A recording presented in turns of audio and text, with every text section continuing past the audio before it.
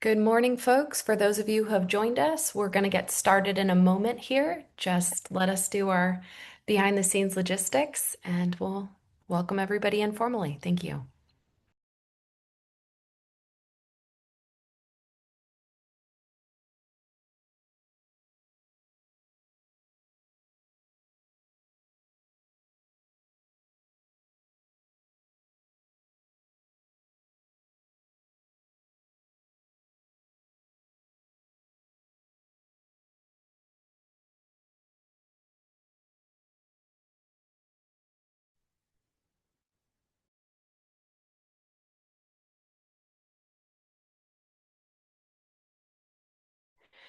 Good morning and welcome to our Community Engagement Advisory Board meeting.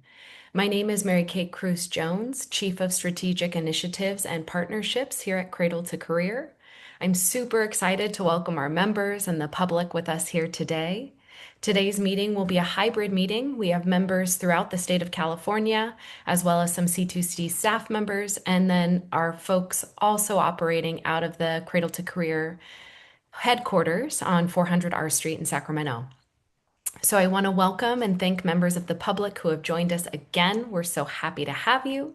Before we begin, members, please ensure that your cameras remain on throughout this meeting. We do this to be in compliance with Bagley-Keene, and of course, we love to see your faces. If at any moment a member needs to step away, you can turn off your camera. That's okay. Please just voice it over. And if you can at that time, reach out to myself or my staff and we can voice that over for you. And again, we're doing this to be in compliance with Bagley-Keene. We will be offering translation services in Spanish today, and I'd like to thank Aldo and Leticia for your help. We super appreciate you. You're making this happen. To listen to the comments given in Spanish, please select the More option at the bottom of the screen that says Interpretation, then select Language Interpretation and your language, such as Spanish. You will then hear a live rendering of the comments in Spanish. And what I'd love to do now is pause and allow Aldo to help me translate this. Please and thank you. Thank you so much, Mary Kay. Appreciate it. Muy buenos días a todos ustedes. Gracias por acompañarnos el día de hoy a esta reunión. Se estarán ofreciendo servicios de interpretación el día de hoy. En la parte inferior de su pantalla, usted verá la brevedad, un icono en forma de un mundo. Favor de presionar ese icono y le aparecerán dos opciones, inglés y español. En este caso, se elegirá español. Una vez que lo presione, favor de presionarlo nuevamente para que pueda elegir poner en silencio audio original. Eso le permitirá escuchar la interpretación en vivo y en directo. Si en cualquier momento tiene algún problema técnico, favor de hacérnoslo saber y con mucho gusto lo apoyaremos. Si tiene alguna duda, favor de ponerlo ya sea en el chat o con nosotros y con gusto estaremos ahí para apoyarlo. Que tenga una muy buena reunión. Kate, back to you. Thank you so much. Brilliant. Thank you so much.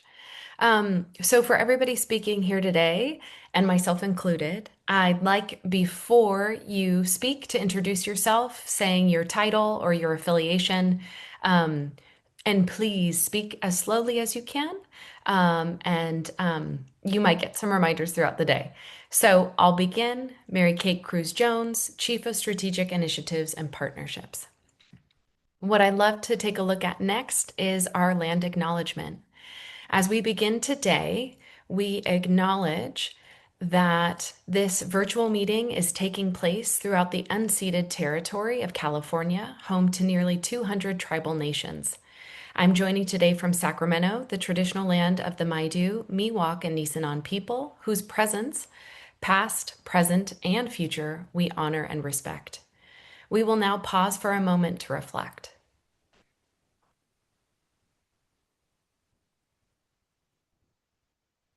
We recognize the ancestral land on which we are collectively gathered and our responsibility to support and foster learning throughout the dissemination of knowledge, consistent with the Cradle-to-Career data system's work to advance equity.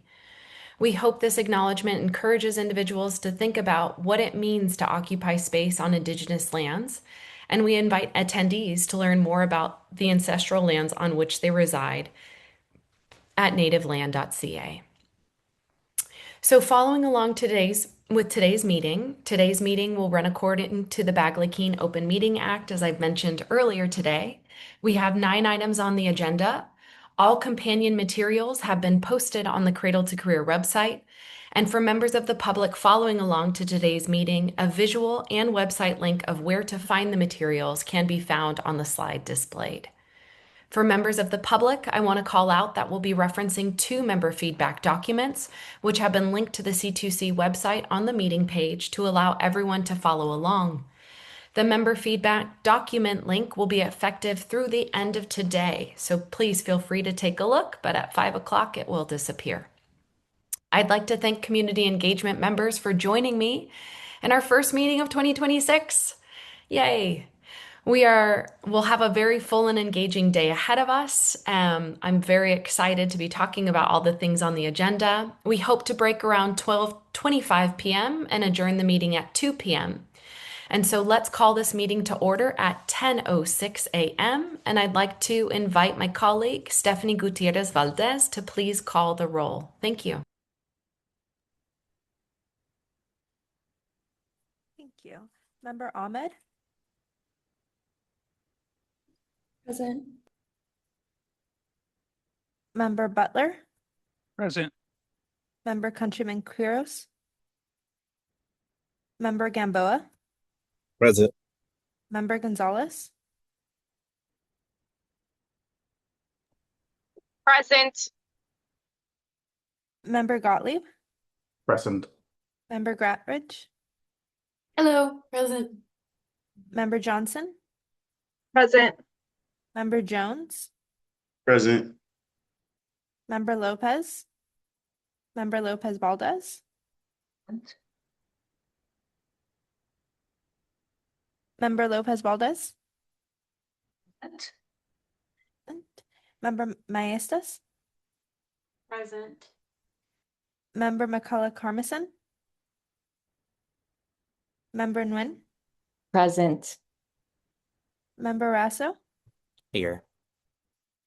Member Takagi. For the clarity of the record, we have 12 members present. Wonderful. Thank you so much. We have a quorum, so let's get started. We'll now move on to agenda item 2, approval of the Community Engagement Advisory Board consent calendar. Now, folks, you all may remember that the consent calendar items, they're routine in nature and approved by a single vote. Prior to action by the Community Engagement Advisory Board, members and the public will be given the opportunity to remove any item from the consent calendar. Items removed from the consent calendar may be heard immediately following approval of the consent calendar or set aside until another day. There's one item on the consent calendar in front of us. This is last time we met. These are your minutes. Am I hearing any objections, or can we proceed with this item? Brilliant. Hearing none, I would love a motion from a community engagement member to approve the consent calendar as presented. I'll move. I have Member Rasso with a motion. May I have a second, please? I second. And I have Member Ahmed making a second. Brilliant. Thank you so much. So with a motion and a second, that means that we can proceed to public comment, and I would love for Stephanie Gutierrez Valdez to please take it from here.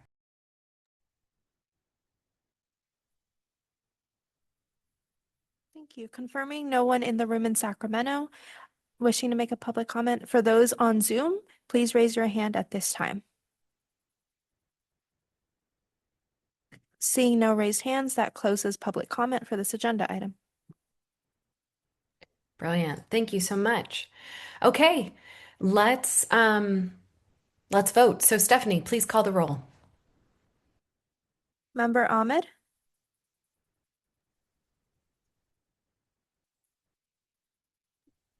Motion to approve. Member Ahmed, For you, We got an aye. Thank you. Member Butler, Aye. Member Countryman Quiros, Member Gamboa, Aye. Member Gonzalez, Aye. Member Gottlieb, Aye. Member Gratridge, Aye. Member Johnson, Aye. Member Jones, Aye. Member Lopez, Member Lopez Valdez, Member Maestas, Aye. Member McCullough Carmison, Member Nguyen, Aye. Member Rasso, Aye. Member Takagi. For the clarity of the record, we have 12 ayes. With 12 ayes, the motion passes. Thank you so much. Thank you, members, for that vote. What I'd love to do now is move on to agenda item 3. We'll hear an update from the Office of Cradle-to-Career Data System, and that will be presented by Marianne Bates, our Executive Director. I'll be tagging along at the end of this agenda item, so folks will hear from me soon, and I'd love to pass it off to Marianne. Thank you. Thanks so much, Mary Kate Cruz Jones. It's wonderful to see all of you here this morning, and I'm excited to give you an update. So, for my update today, if we can go to the next slide, we'll start by reflecting on accomplishments from last year and then look ahead to the rest of 2026 with a special focus on looking at learning agendas in open science and the impact of the proposal process. Next slide. So let's start with 2025 accomplishments. Next slide, please. So for the first time in 2025, the public could see and touch some data tools built from the underlying linked data. So all of the hard work of the C2C team and our data partners became tangible with the release of the Student Pathways Dashboard. And I want to emphasize this because it's the underlying linking of data that's simultaneously the most important and hardest part of the work we do.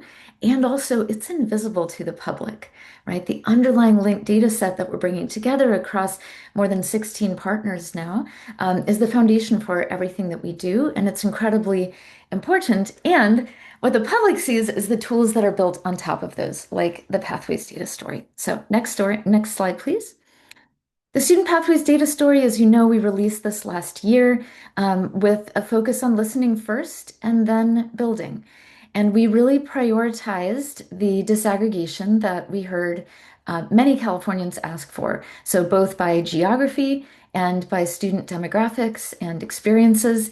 And each of the 6 visualizations has 9,000 cuts of data behind it. So there are many, many different ways to disaggregate it. And we've been really pleased with how Californians have been engaging with this tool. We had over 75,000 visits to it in calendar year 2025. Next slide.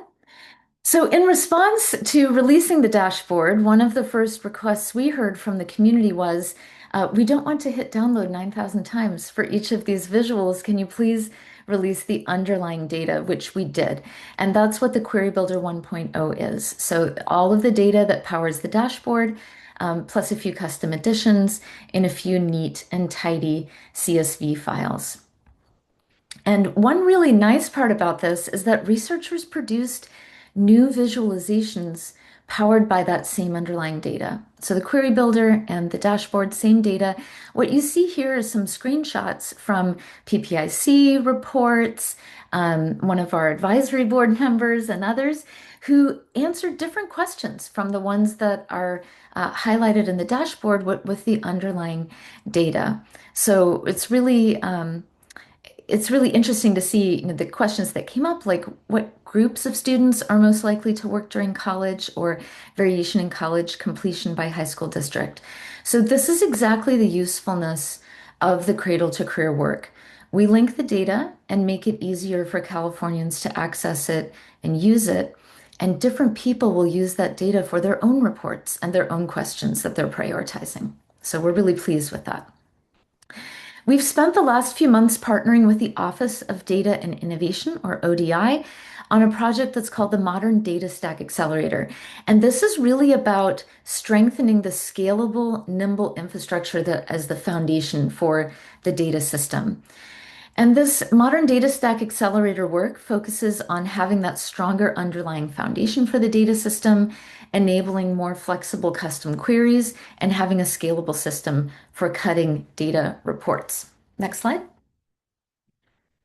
So some of the outcomes that we're working on with this project is continuous integration which reduces development cycles and time to delivery. Continuous delivery, which reduces need for manual deployments, data migrations, and schema changes.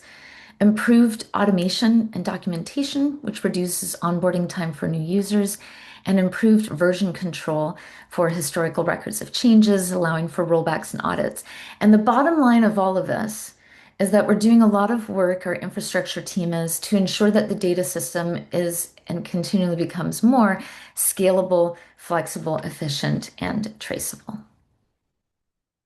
All right, so now let's talk about some work with our partners. First, an update from our partners at californiacolleges.edu. As of January of this year, CCGI had signed partner district agreements with LEAs covering 95% of California public high school students. And what that means is when CCGI signs these agreements with an LEA, that lets them work towards the transcript-informed accounts that let school counselors, students, and parents have much more clarity on their progress towards A to G completion. And as you know, there's also an ongoing partnership with the California Department of Education to provide basic accounts at californiacolleges.edu to all 6th through 12th grade students, even in districts that have not yet signed those partnership agreements. So we're excited about that scaling. Next slide. We are also supporting the Community Colleges Chancellor's Office on 2 projects, eTranscript and Career Passport.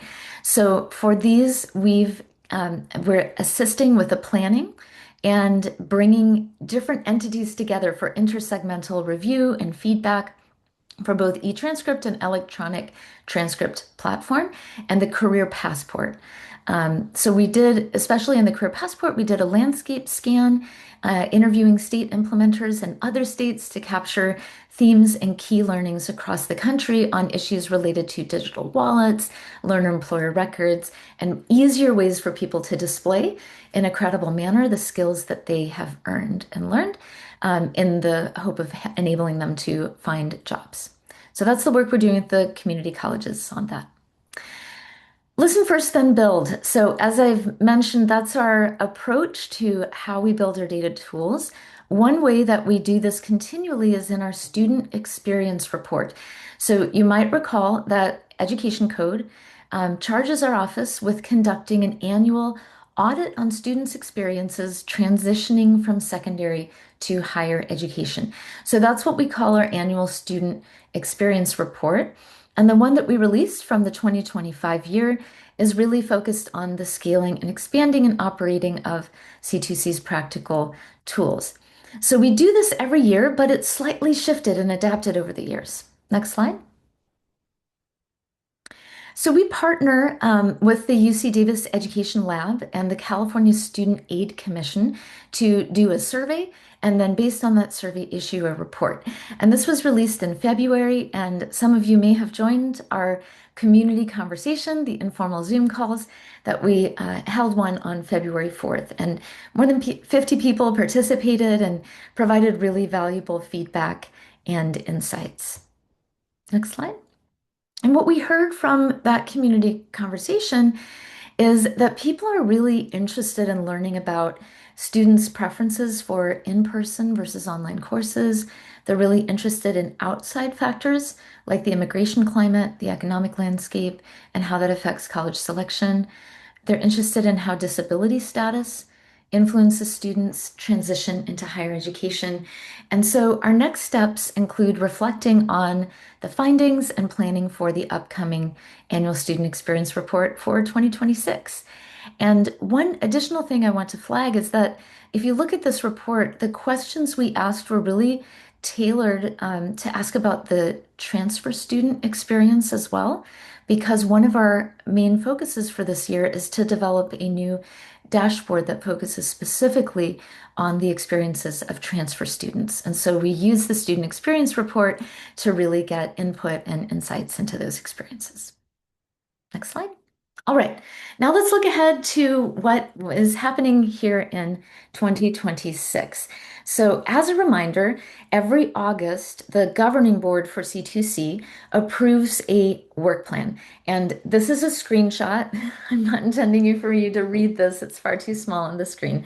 But if we can go to the next slide, this shows the different colored pages of the 2025-2026 work plan. You can find this in the resources section of the C2C website. And we do this work plan so that we're really transparent with you and with the public around what we're prioritizing in the current fiscal year. What are we planning to do across each of our areas of work?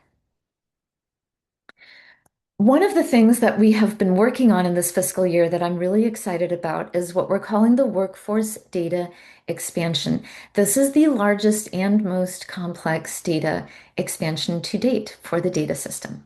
Next slide. So how did this come to be? One really important part of the story is that it was the clear governance structure that enabled rapid collaboration on this biggest expansion of the data system to date. And we'll talk more about what that meant in practice in a moment. But in short, having a clear structure in place with a governing board and their authority to take votes to add new data providers, new data points, having clear legal agreements that maintain across years and across new data providers joining, and having clarity in statute about the role of data providers and the role of the office really helped us go from, idea last January to the largest expansion of the data system that just happened in March. So it's really important. And this workforce data will tell the story of nonlinear paths, so stories that reach beyond high school and college, looking at experiences in workforce training, apprenticeship, and that really complements the college pathways that are currently visible in our data tools that we have live today. Next slide. So the comprehensive linked workforce data tells a more nuanced story. So not just who went through a program, but the context they bring to it. So when we link workforce training data with the K-12 and higher education and earnings data that C2C has, we can understand the impact for high school graduates, college graduates, people who are pivoting careers, etc. And the variation of training programs will need to be captured in the data and harmonized in future data visualizations. And one thing, if we can just advance one more to display the whole slide, there's a lot of variation in workforce programs. And I want to emphasize this. And those of you who work in higher education might quibble with me a little bit on this, but I'm going to draw a contrast between higher education and workforce training programs. An associate's degree is a defined thing. A bachelor's degree is a defined thing. We have credit hours in higher education.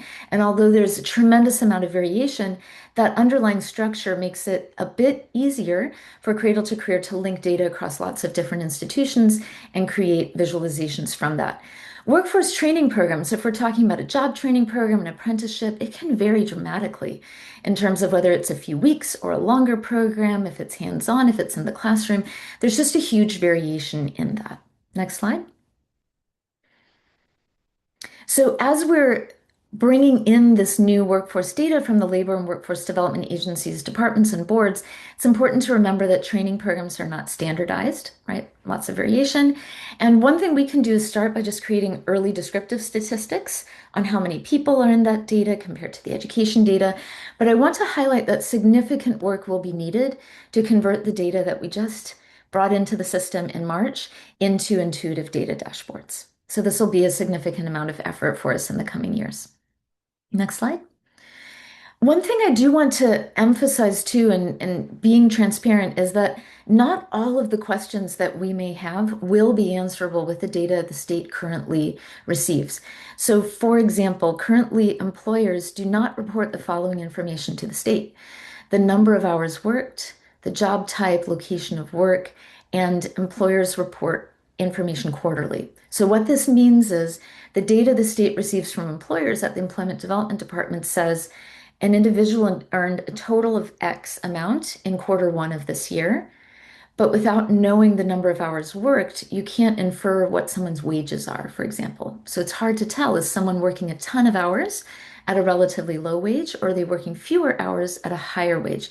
So we have information on earnings right now. We do not have information on wages or how many hours people are working.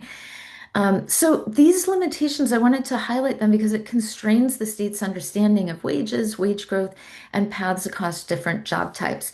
And there's a brief that the Strata Foundation put out that I'm linking here and that you can take a look at that highlights this dynamic in a bit more detail.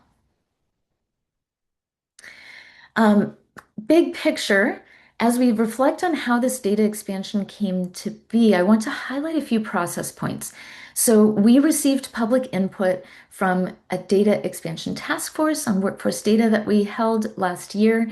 And the whole process kicked off with a memo from Secretary Knox at the Labor Agency, where he highlighted essentially a mini learning agenda.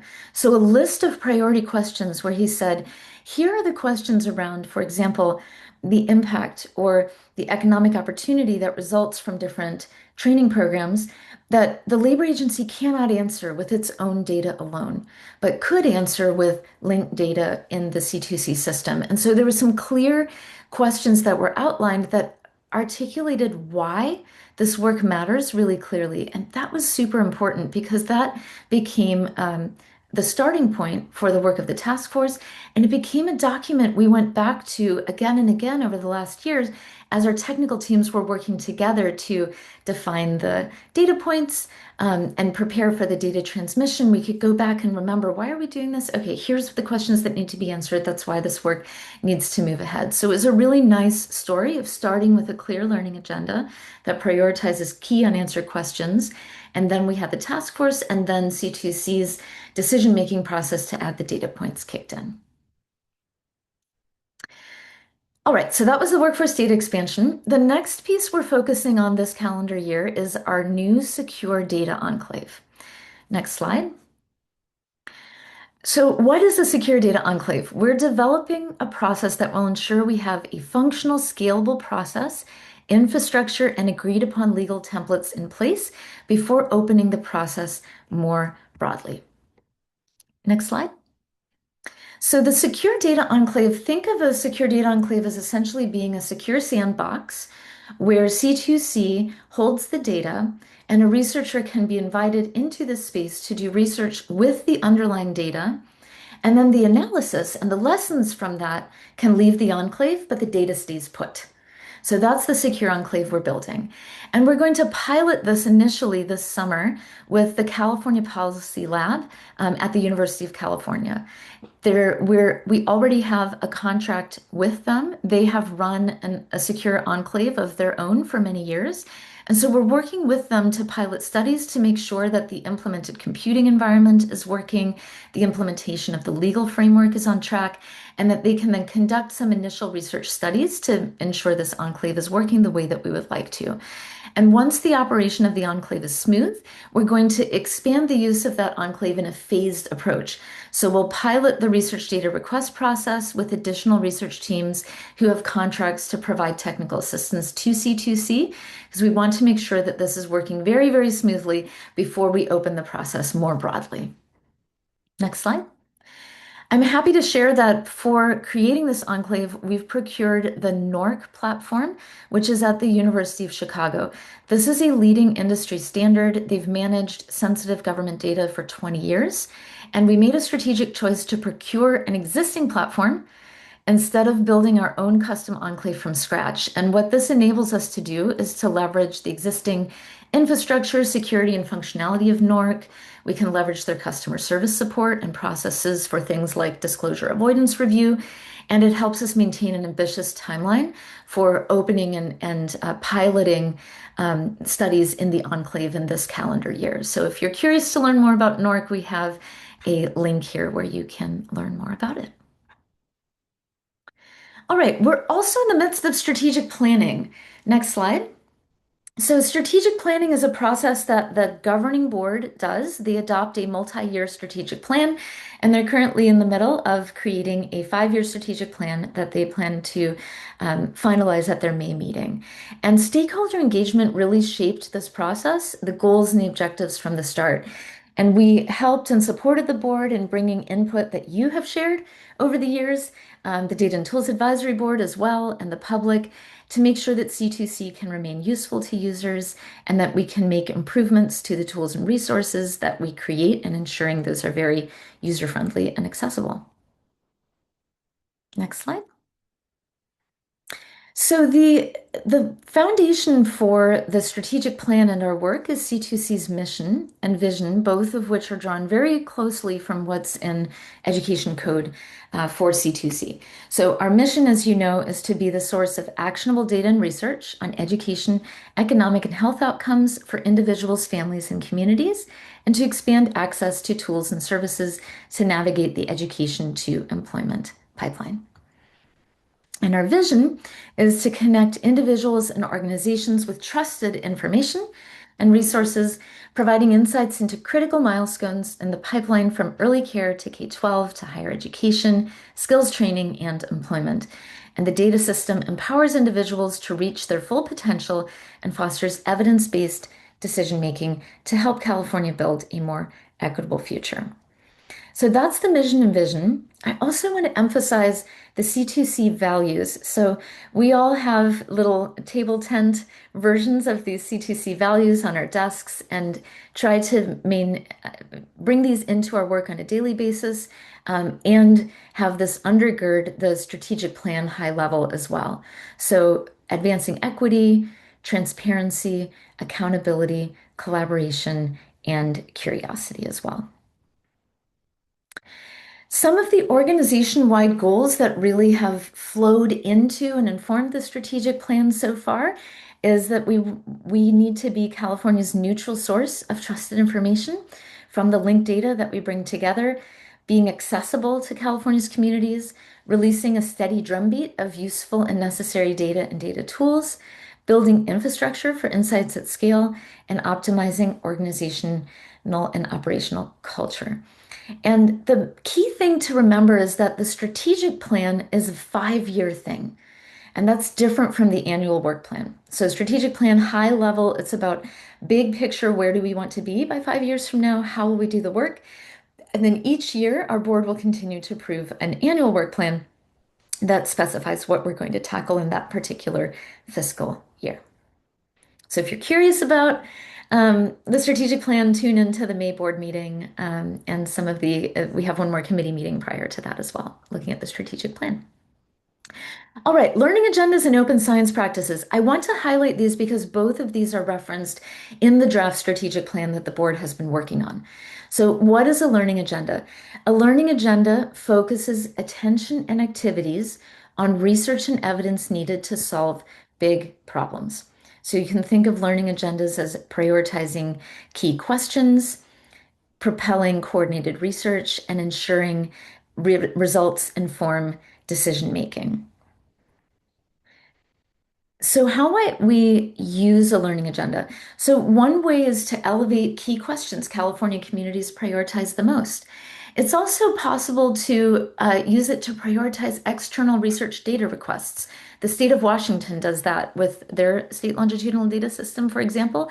When research requests come in that align with their research agenda, those are the ones that kind of jump up in the queue. It can also be used to prioritize which new data to pursue or not. So, for example, the learning agenda that Secretary Knox outlined last year on the workforce data informed which data points each of the departments and boards under the labor agencies submitted to Cradle-to-Career. So having a clear learning agenda and being clear on what questions we can answer if we bring the data together can help prioritize how we focus our efforts. Can also lead, sorry, if we can go back, please, lead collaborations between state entities and external researchers. And we can also leverage partner learning agendas to prioritize which data tools and reports to create. So if our data providers, for instance, have research agendas or learning agendas public, that can also help to prioritize the work. Next slide. So when might we create a learning agenda? This is a future state activity. It's referenced in the draft 5-year strategic plan as a potential future activity. If you're interested in learning more about this, I recommend that you look at a presentation from the February governing board meeting this year by Amira Boland She's a national expert on evidence, data, and learning agendas, and provided a nice presentation giving examples of how the federal government and different states have used these in past years. I want to highlight two quotes from the board discussion in February on learning agendas because it connects with your work as an advisory board. So Robert Tagorda, the vice chair of the governing board, mentioned, "I see a potential connection between a learning agenda and the work of our advisory boards. Often our advisory boards come up with many fantastic ideas that can't be operationalized right away or may not necessarily fit within the context of our strategic plan, but certainly warrants location and prominence in a learning agenda for exploration, consideration, and for future discussion in a place where it's publicly visible." Next slide. And Nathan Evans mentioned this is a great example of how a learning agenda occupies that space between the strategic plan and longer range objectives and the work that the governing board and advisory board has to navigate on a regular basis. The other theme that's come up in the strategic planning process is around open science and transparency. So, open science practices provide opportunities for strengthening transparency and ensuring Californians have access to the data insights. So, some ways that this is already in our work is that our statute contemplates a public C2C research library of studies done with the underlying data. It also charges us with letting data requesters know if studies similar to the ones they are proposing have already been conducted. Next slide. And I believe it's foundational to our identity as a neutral and trusted source of information to have as much transparency around the data requests and research studies that are done with our data as possible. So as just an example, in the governance manual, it notes that all data requests and data provider decisions on those requests will be discussed in a public data and tools advisory board meeting. And our research library of results and analyses from those data requests can also support transparency. Next slide. So big picture, it's important to note that the C2C office is going to prioritize transparency as the guiding value for how we operationalize processes for data reports and data requests. Next slide. All right, now I want to conclude by reflecting on the impact of the proposal process that you all go through as an advisory board and use one example. Back in 2024, member Fong from the Data and Tools Advisory Board had a proposal related to CalKids data. And this sparked some interesting conversations, and I'm happy to share that we've made significant progress on this project. So what is the problem that we're trying to solve? As you may know, CalKids are state-funded scholarship accounts that students can claim to pay for college, and they can range from $500 to about $1,500. But the problem is that the Scholarship Investment Board, which administers the CalKids accounts, they know which students have not yet claimed accounts or who haven't spent them, but they don't know where the students may be attending college to reach out to them. On the flip side, the higher education institutions like the community colleges know which students are enrolled, but they don't know which students have unclaimed CalKids accounts. Next slide. So what Cradle-to-Career has done is bridge that knowledge gap between the unclaimed CalKids accounts and college enrollment. So we linked the higher education data and the CalKids data together to determine where students with unclaimed accounts are enrolled in college. And this required a lot of collaboration across multiple data providers and new legal agreements and a technical solution. Next slide. And what we've done for students in California now is just the very first initial linkage that we did earlier this year between the Scholarship Investment Board and the Community College Chancellor's Office resulted in finding 40,000 community college students with over $20 million in unclaimed scholarships. So we shared those results with the Chancellor's Office, and they've made those data reports available in the portals that each of their 116 campuses have access to, so that their financial aid officers and others can reach out and say, "Hey, Marianne, did you know you might have a CalKids account? Here's how you can claim it." So this is a really exciting example of putting the data to work for the students of California. and demonstrates some great efficiencies in data sharing and reporting between state entities. The governor's office released a press release telling the story of the success, so you can take a look at that. And I'll also just share a couple weeks ago, I was presenting to the Community Colleges Board of Governors at their meeting. And after I was sharing about the Cradle to Career work, they brought on some of the partners from Southwestern College, one of the community colleges in far Southern California. And one of the financial aid officers in the meeting talked about how they had sent out an email to over 1,000 students from the C2C data list to say, check out your CalKids accounts, go ahead and claim them. And then she said that normally there are only a few CalKids checks that come in per month by this time of the year. And she held up a stack of, I think, more than 40 checks that had just come in the last day or two. And she was really excited to distribute to the students at her college based on this outreach from the data that we were able to link and share. So it's a really great example of the data being used in a practical way for students to unlock resources that the state has already made available, but that too few people have heard about and have known to claim and use. So really excited to share that example with you and to connect the dots on how that conversation was catalyzed and advanced by an advisory board member as well. With that, I'm happy to turn it back to Mary Kate Cruz-Jones. Brilliant. Thank you so much, Executive Director Bates. That was a wonderful presentation. Members, it's your time. So if you have questions that you'd like to surface here, we're here for them. We have about 15 minutes. Brilliant. I'm seeing one hand. Members, if you have any other questions, feel free to raise them. And let's begin with Member Maestas, please. Great presentation. Thank you so much. That's incredible about the CalKids account. Kudos to the member back in 2024 and you all there at Cradle to Career. Thank you. Lovely. Member Gamboa, please. Member Gamboa, thank you very much again for that wonderful presentation. I had a quick question as we consider the expansion into the workforce data set. Can we figure out if there's a way to also add information about commute times for our employees in the state of California? As you know, that there's a lot of issues right now with gas prices and everything, but that could also have significant impacts on educational access, opportunities, and resources that family units would have to consider depending on locations and regions around the state. Thank Yes, you. thank you for that question. So that's a really important question. I think what I'm understanding you asking is wanting to have more information on commute times, needing data on where someone lives and where they work, and to understand the distance between the two. So one thing I do want to be transparent about, in the slide where I highlighted the limitations on the data the state currently collects from employers through the base wage file, the Employment Development Department.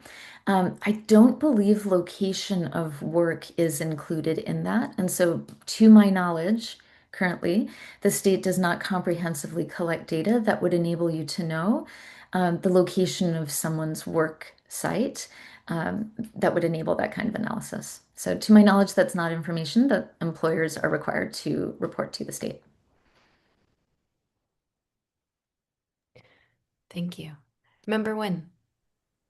Hi, Marianne. Thanks for such an informative presentation, as always. 6 months ago, we talked about how the state is still looking into AI. So I was curious, with now and forward, how is the office and state still looking into that? And if that's going to play a role in the near future, as we see that it's constantly growing and growing. Yeah, that's a great question.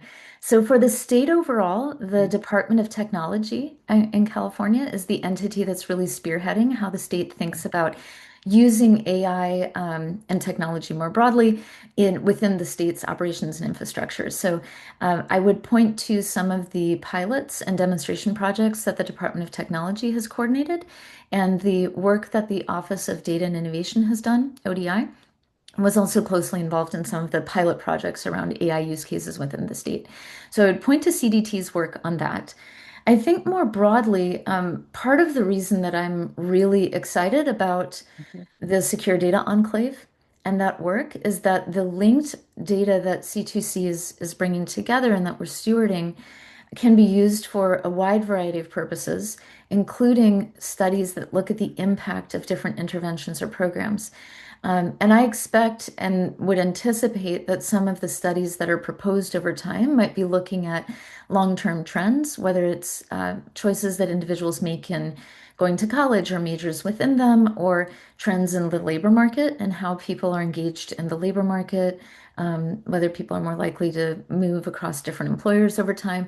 Those are the kinds of analysis that will be able to be done in the enclave that I think can provide really rich information to understand how the labor market and the education systems more broadly are responding in response to AI as well. So I'll highlight those as two examples, but very curious to hear your thoughts as well.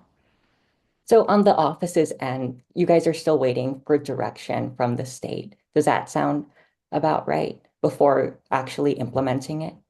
So the office follows the guidance of the state in Mhm. terms of use of any specific AI tools. I will say that the underlying data Mhm. of the Cradle-to-Career data system, we are not using AI tool, generative AI tools on that, and want to be cautious and thoughtful in protecting the privacy, Mhm. confidentiality of Californians' sensitive data. Um, the other thing I'll mention is that I think this is where the public data tools that we have are incredibly important. And our office is working right now on an effort around our data dictionaries and updating the documentation we have on the website so that it's easier for people to understand which data points are linked, what's the underlying data that powers the data dashboards and query builder, so that when the information that's publicly available is used on our website by humans or by computers, it's really clear and understandable what that data is and how it can be interpreted. But in terms of the underlying confidential data, I want to be clear that we're taking a cautious approach and are ensuring the privacy of the data. Thank you, Marianne. You're welcome. Thank you. And that was also a great plug for agenda item number 5, data dictionary. So I'm really excited to preview that with folks momentarily. Member Gottlieb, please. Thank you, Adam Gottlieb, and thank you, Marianne, of course, for your presentation. I have a comment and two very related questions. First, I know some members of your team are aware, but there's a bill in the State Senate right now, SB 1054, which should help with some of the EDD data, which is seeking to improve the better base wage data across the state from EDD. So hopefully that will be supportive of you all as you continue to build out the employer data piece. Uh, Also regarding workforce data, two questions regarding it. You had noted that totally agree with you. There's no common definitions for workforce data, and there's a lot wrong with it in the state, certainly. So I hear you when you say that the drop you got in March is gonna take several years to get through and really come to some sort of conclusion and standardization. I was just curious, do you all have a plan, a timeline, anything of the sort for what those several years might look like as you're working to standardize some of that data and then release it? And then a second question, just related. Just curious, now that one of the newer workforce pieces that the state's going to be working through is Workforce Pell, coming from the federal side, which is of course going to change the way we're looking at college affordability and program affordability. I think this is probably one of the first federal education related issues that the office would have the ability to become cutting edge on. So I'm curious if you have any thoughts or processes in process or any planned processes to really get ahead of the workforce Pell work, collect that data, and integrate it. Thank you for all of that. Mhm. Thank you for noting and your comments. We are providing technical assistance on the bill you mentioned. On the timeline for the workforce data, I would point to our annual work plans where we'll highlight what we're doing first, next, later as it relates to workforce data. I think we want to make sure we start by ingesting and linking the data that we brought in this spring, and then by the summer when we have our next work plan, we'll highlight in a bit more detail what we plan to do in those domains over the coming fiscal year. I agree with you that I think there are a lot of conversations around Workforce Pell. I expect that the linked data that C2C has and the ability to link data for participants of workforce training programs, including those that could be eligible for Workforce Pell and higher education programs, is exactly the data that's needed to be able to do the calculations for Workforce Pell eligibility, similar to what's currently outlined. There's a lot that remains yet to be fully defined from the federal side. So we remain nimble on that front. But I think to your question on kind of what's first on the workforce data, I expect that the combination of linking in earnings data as comprehensively as possible and looking at the kinds of data analysis that would be useful for Workforce Pell and broader conversations about credentials of value um, in workforce training programs and higher education would be some of the key early priority areas for how that data can be used. And we'll be doing that in partnership with our colleagues at the Labor Agency. So thank you for those questions. Thank you. Perfect. I see two more hands. So what I'd like to do is take Member Gradich, and then we'll round out the conversation with Member Rasso, and then we'll move on to our next part of this agenda item. Please, Member Gradich. Thank you. Yeah, actually, my question was in part answered from Member Gottlieb's question, so that was a very thorough response. I'm looking at the student pathways data in particular and thinking about the workforce data expansion. And, first of all, what a great project. I'm very excited to see what happens. Curious if graduate school and professional school beyond the four-year degree are going to be implemented with the pathways dashboard. There's a bachelor's degree, associate degree, integration into the median wages. So I'm wondering if we're going to try to incorporate grad school and beyond. That's a great question. So for the student pathways dashboard, we initially decided to keep it the way it is right now for simplicity. The underlying data we receive from our higher education partners does enable that. So we need to make, over time, we'll need to make some decisions about whether grad school related information is most useful in a dashboard, or if we make public data reports about that people can use in tables as well. The relative numbers of who goes on to graduate school is small relative to the overall Sankey diagram that we've released. So I would share that, I would state that as we were thinking about it and how to best do that. It's not in an immediate plan for, the next few months, but we'll keep thinking about that. And I invite Ryan to share any more details on that if he has them, but appreciate the question. Not to put you on the spot, Ryan. We can also go on to the next question. No, Sorry. yeah, no problem. Everything that you said is what I would have said. There's been conversations about, I think the one thing I'll add here is that question is it's kind of I prefer to think about it in two questions. One is, will we be receiving that data? And then the second is will it be included in the dashboards? And so we always think of it in those two ways. And I think that's important because receiving the data very often, like that can happen. And then there is this period of time in which we have to think really hard about how it's best used. It almost always will default to being available for research, which is the most important part. And then secondarily, the tools that we use to make of it, that takes a little bit more thinking. But receiving it is something that we have definitely had conversations about. And then I know that when the time is right, after we've received it, we'll then have conversations about beyond being available for research, what tools will they then be available for? Wonderful. Thank you. Please. Thank you. Thank you. And thank you, Executive Director Bates. Really, really amazing presentation.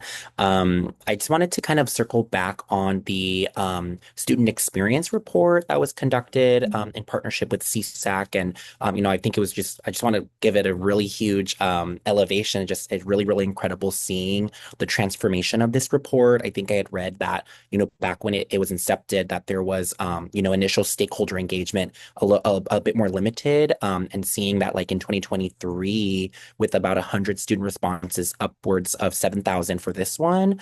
I think I was kind of curious a little bit about the methodology or about the engagement that happens there with student populations to garner their perspectives about affordability and about leveraging their data to be showcased in the report.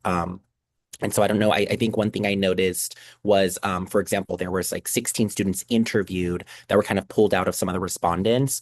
And I'm just really, really curious if you have insights there or in terms of, what's the most helpful in the community engagement aspect of collecting these testimonials to incorporate into the data, as you all are preparing to go into this next year's student experience report. Yeah, thank you so much for that question. You're highlighting something that I find really encouraging about the story of the student experience report. And you're right, when we started initially, we were just getting the team built and we're getting going. And I think our initial student experience report had like 100 students in it. And then because we partner with CSAC on the survey now, it's many thousands, as you highlighted, more than 7,000 in this latest one. So part of the reason why we partner with CSAC, with the Student Aid Commission, and with the California Education Lab on this is because it enables that scale. So CSAC administers a survey to students who complete a FAFSA or a CADA. So if you want to think about like what's the population that's being surveyed, that's how the survey is administered and how we receive such a large number of responses. So it's an optional survey that CSAC invites those who complete the FAFSA or CADA to participate in. Last year, we focused on having that larger response. So the 2024 version, I think, had over 11,000 responses even.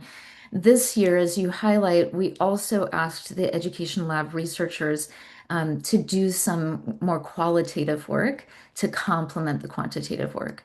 So we leveraged their work to bring out some of the rich stories behind the open-ended responses that were in the survey as well. And why we did this is, from my perspective, the student experience report, there's like one sentence in state law that requires us to do it each year. But then there's a lot of room for us to really think about like, why are we doing this and how can we do this to best strengthen the work? And from my perspective, the most important aspect of this is that it forces us, it's like an action forcing mechanism each year to listen to students and hear directly from them what are some of the key barriers that they're facing, what are the challenges that they're facing, what are they looking forward to, what excites them, what are they hopeful about. And so hearing those voices both through quantitative surveys, open-ended responses, and then some qualitative work as well has been really an interesting component of that. So really welcome you to continue to share your thoughts on that, and it's been an exciting part of the work. Thank you so much. I think that that's a wonderful place to end. Thank you all. That was some great questions, super informative. And I will round out the rest of this agenda item. What I'd like to talk to you about members now are some advisory board member updates. So, today's meeting marks one of the final milestones in the 2025 Community Engagement Advisory Board proposal process. And we're going to hear more about this during agenda item 6, so I don't want to get ahead of my skis. Members will have an opportunity there to discuss the 2025 feasibility studies and the draft proposal report. And I just want to have members really start to hear one story that you'll hear cohesively throughout the day.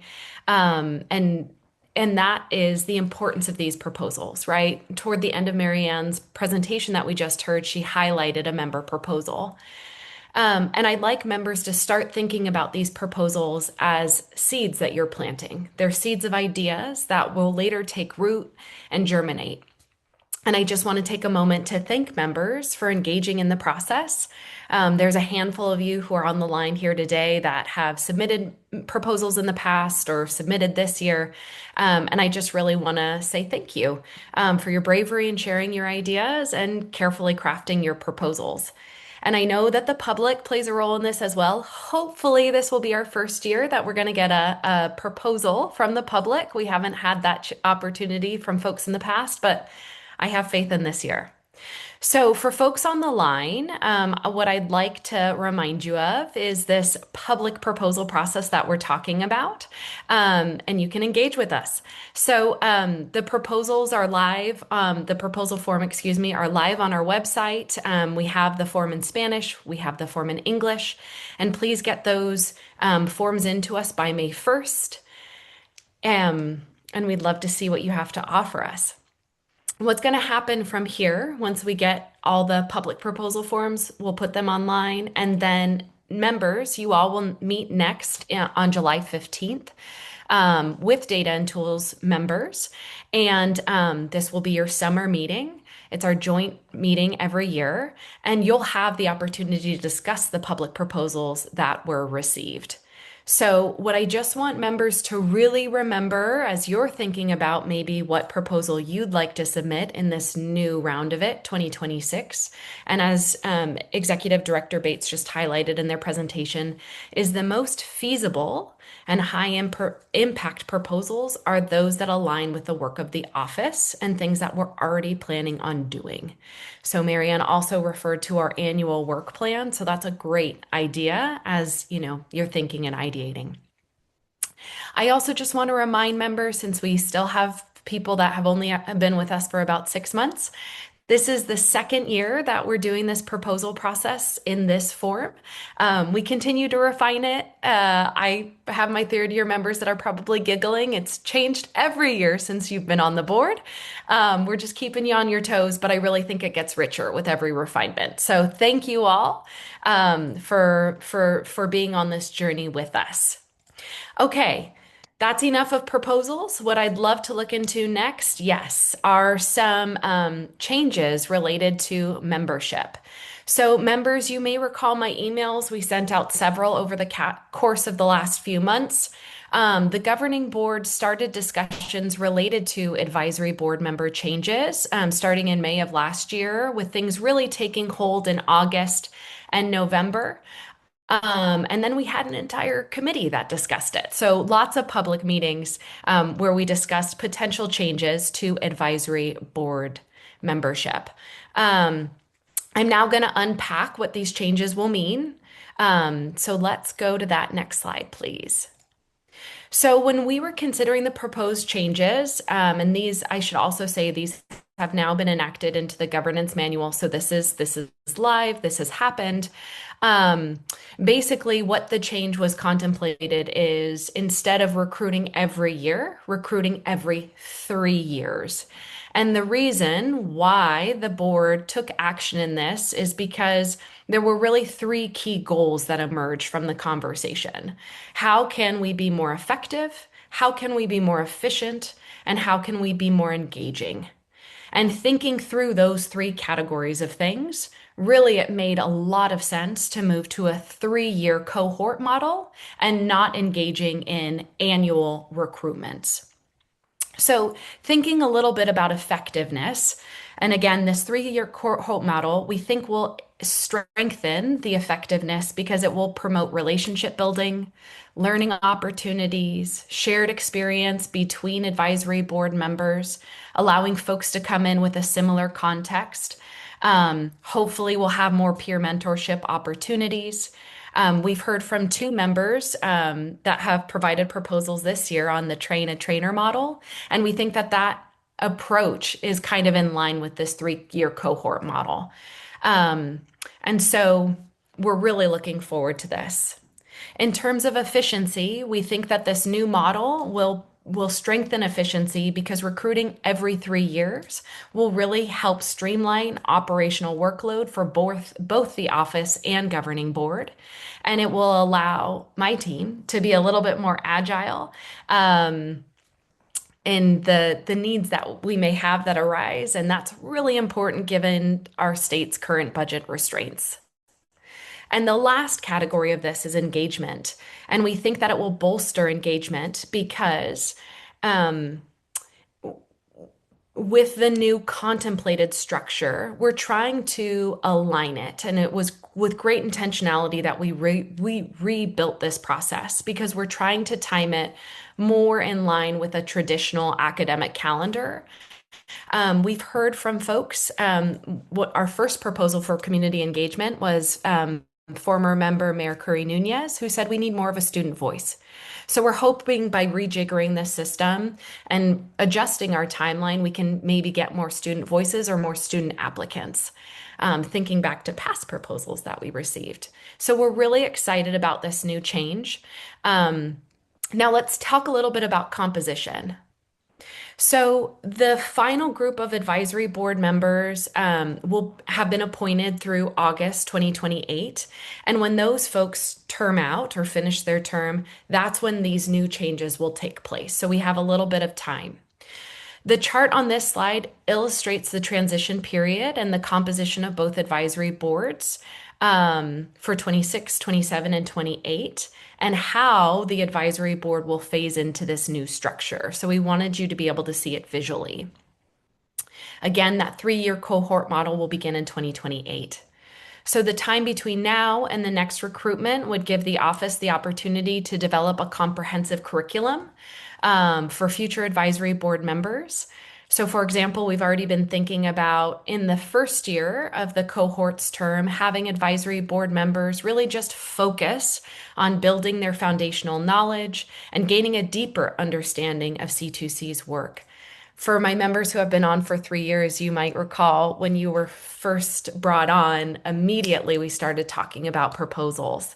And, our second year and third year, you also, or first year, you've also experienced this as well. But we want to give new members just a little bit more time to get their feet wet and absorb. And so that's something that's really contemplated for the future. Now, in terms of the proposal process, that's going to change a little bit. So the governance manual says that this process should run from spring and conclude the following May. Under the 3-year cohort model, advisory board members would not be able to participate in the proposal process during their 3rd year, as their terms would end before the process would be able to conclude the following May. And there wouldn't be a new cohort yet to be seated in time to participate. But we didn't want any member to feel like they had lost an opportunity to do something. So, in order to make this process still happen, those folks in the future could provide a public proposal, and those would be housed in our proposal repository, and then they could be sponsored by a future advisory board member. So, the chart that's in front of you all provides a visual overview of some of these changes, again, beginning in 2028. And so I'm really looking forward to what we have from you all in this coming year. All right, any questions for me here and now? And if not, also we have our governing board member liaison on the line with us too. So Member Nellam, should you have any comments that you'd like to uplift, feel free to join us and share with us. And if not, we can move on to the next agenda item. I think the only thing that, thank you for that. I think the only thing, and this is Member Nellum speaking, that I wanted to just emphasize is a reminder that I think it's a great thing to give people time to get settled and to give folks time to be oriented. And also think it is beneficial to the C2C staff to give them time to not have to do recruitment every year. So I appreciate the proposal being considered or the ideas being considered and appreciate the overview. Brilliant. Wonderful. Thank you so much. And Member Nellam has sat with us on that committee and could testify to just the wealth of information that we get. And you all, as applicants, have been there and done that. So brilliant. Thank you all so much. What I'd love to do now is transition to our next agenda item, which is agenda item 4. And who I'd love to bring on as our next speaker is Shannon Serrato, our Director of Engagement. So please take it away. Thank you so much, Mary Kate, and good morning. We're still in morning time. Good morning, members. As Mary Kate just mentioned, I'm Shannon Serrato. I'm the Director of Engagement here at C2C, and I'm glad to be with you all today to talk about our upcoming work. And so just as a grounding moment, we had this conversation initially with our Data and Tools Advisory Board 2 weeks ago, and we really started the conversation centering around C2C's 5-year anniversary that's coming up, and the work of the engagement team, and how it's really kind of infused around that work, making sure that everything that we do is kind of centered around that. But we've already talked to you about that. So I want to make sure as we have that conversation that we are remembering that we've had a broad, rich discussion already around a lot of our training and outreach efforts that I'm glad to revisit with you all.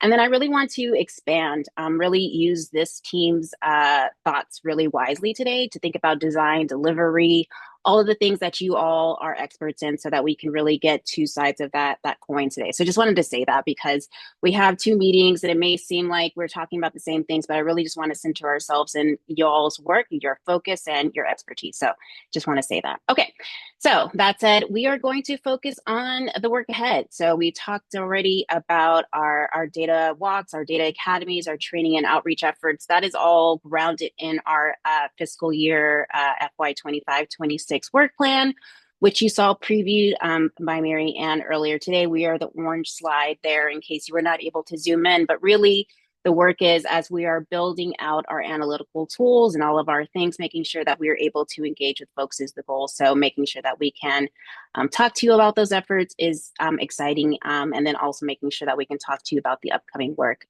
is what we're going to focus on today. Okay. So moving forward, you'll hear us talk about a lot of things Mary Kate just mentioned, and Mary Ann has also mentioned that we are growing, we're expanding, we're broadening the work that we've all done based on member feedback from the public, now that we've been in the weeds for a little while. So as an example, you hear a lot more about this today, but we revamped our C2C website back in 2023 before a single line of data had been ingested.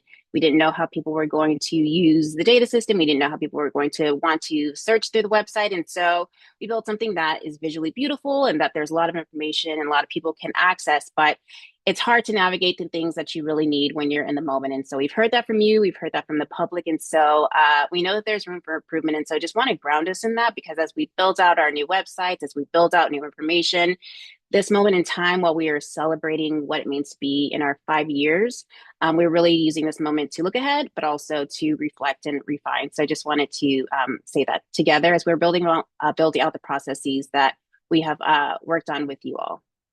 Okay.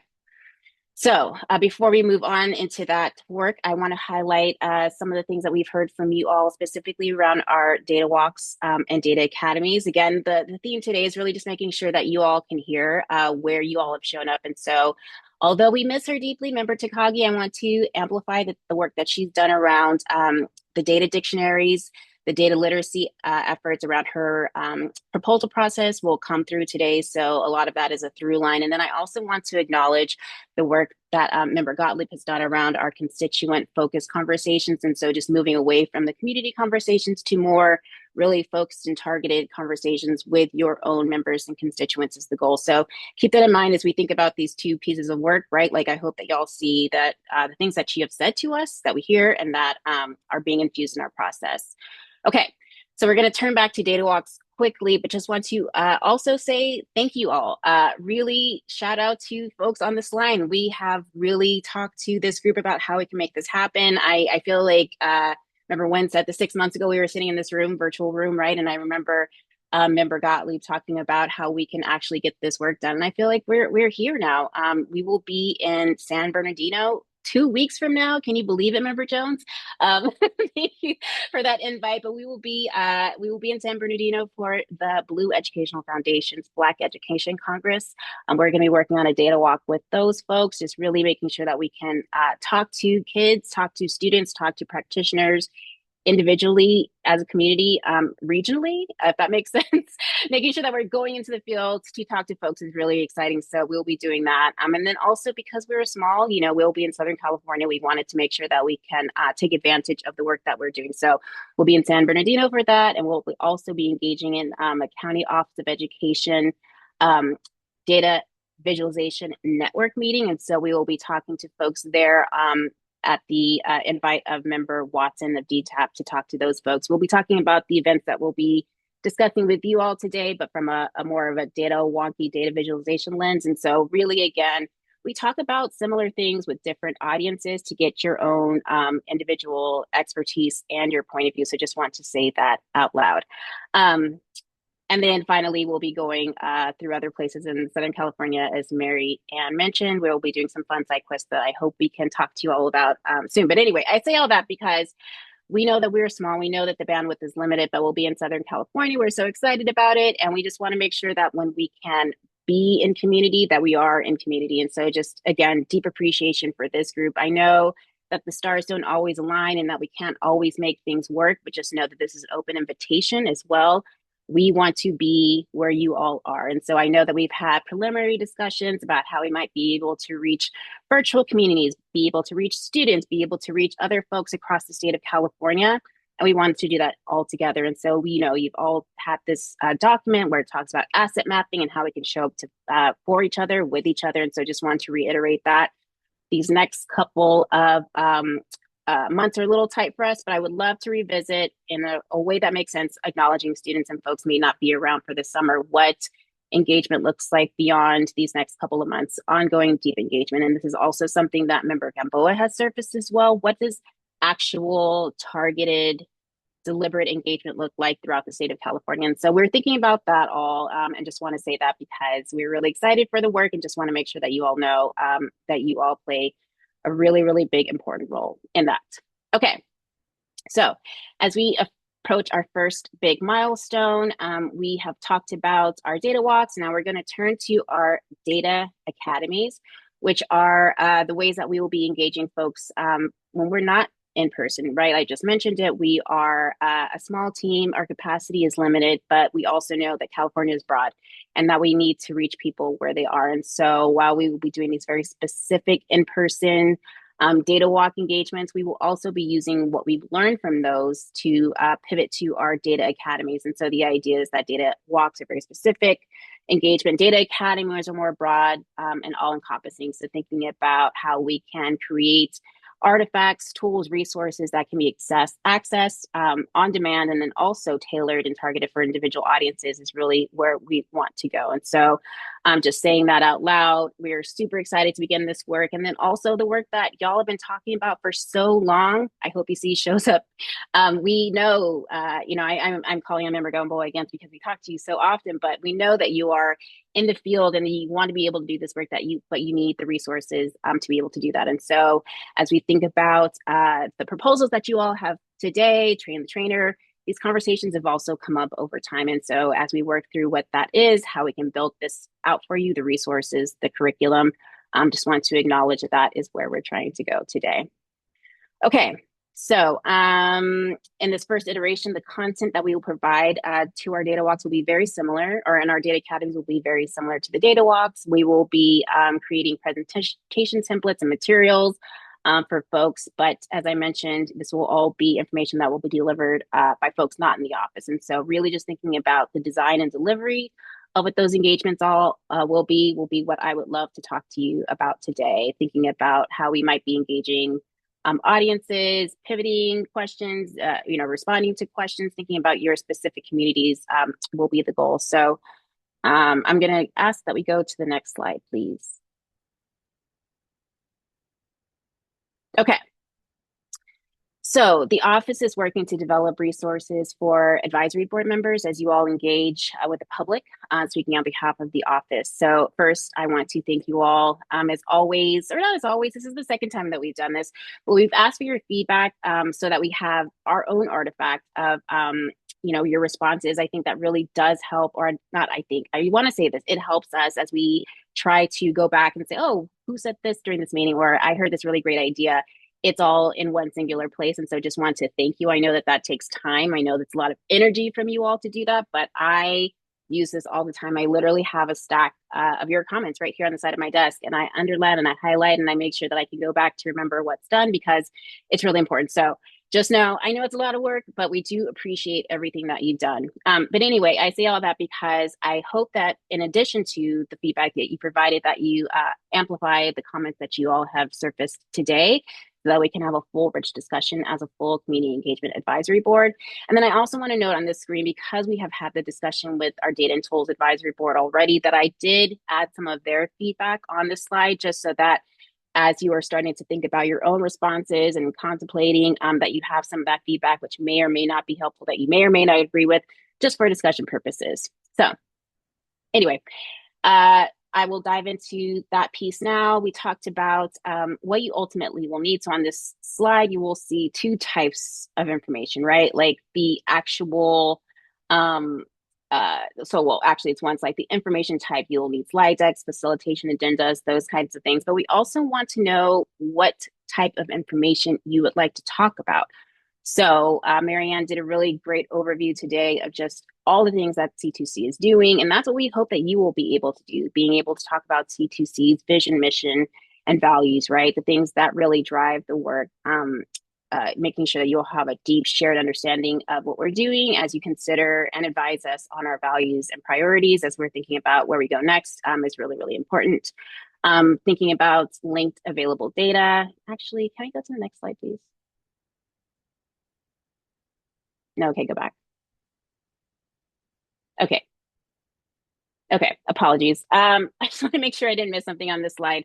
But we've been talking about linked and available data. We've talked about making sure that you all know what's in the data system and that you can talk about it with folks is really important. So making sure that we amplify that for members.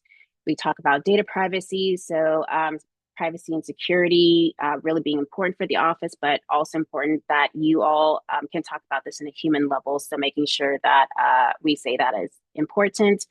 Other things like analytical tools. So what's in the data system? What information is available? What can folks access today, tomorrow, and in the future? That's going to be something that is really important. So I want to make sure that you all know that. And then you all saw that the proposal process, as Mary Kate mentioned, it's ever evolving. I mean, you all are a very important part of that process. And so making sure that not only do you know about it, can understand it, but that you can communicate that to the public so that they can engage is going to be really, really important. And then finally, partnerships and collaboration. So as the work of the office grows and expands, it's important that you all are up to date about the work so that you can talk about the great work that is happening around things like CalKids, right? Because that is something that I've used at dinner parties, and people really get excited when thinking about how shared linked data can work for everyday folks. And so just acknowledging that there's a lot of things that we can talk about.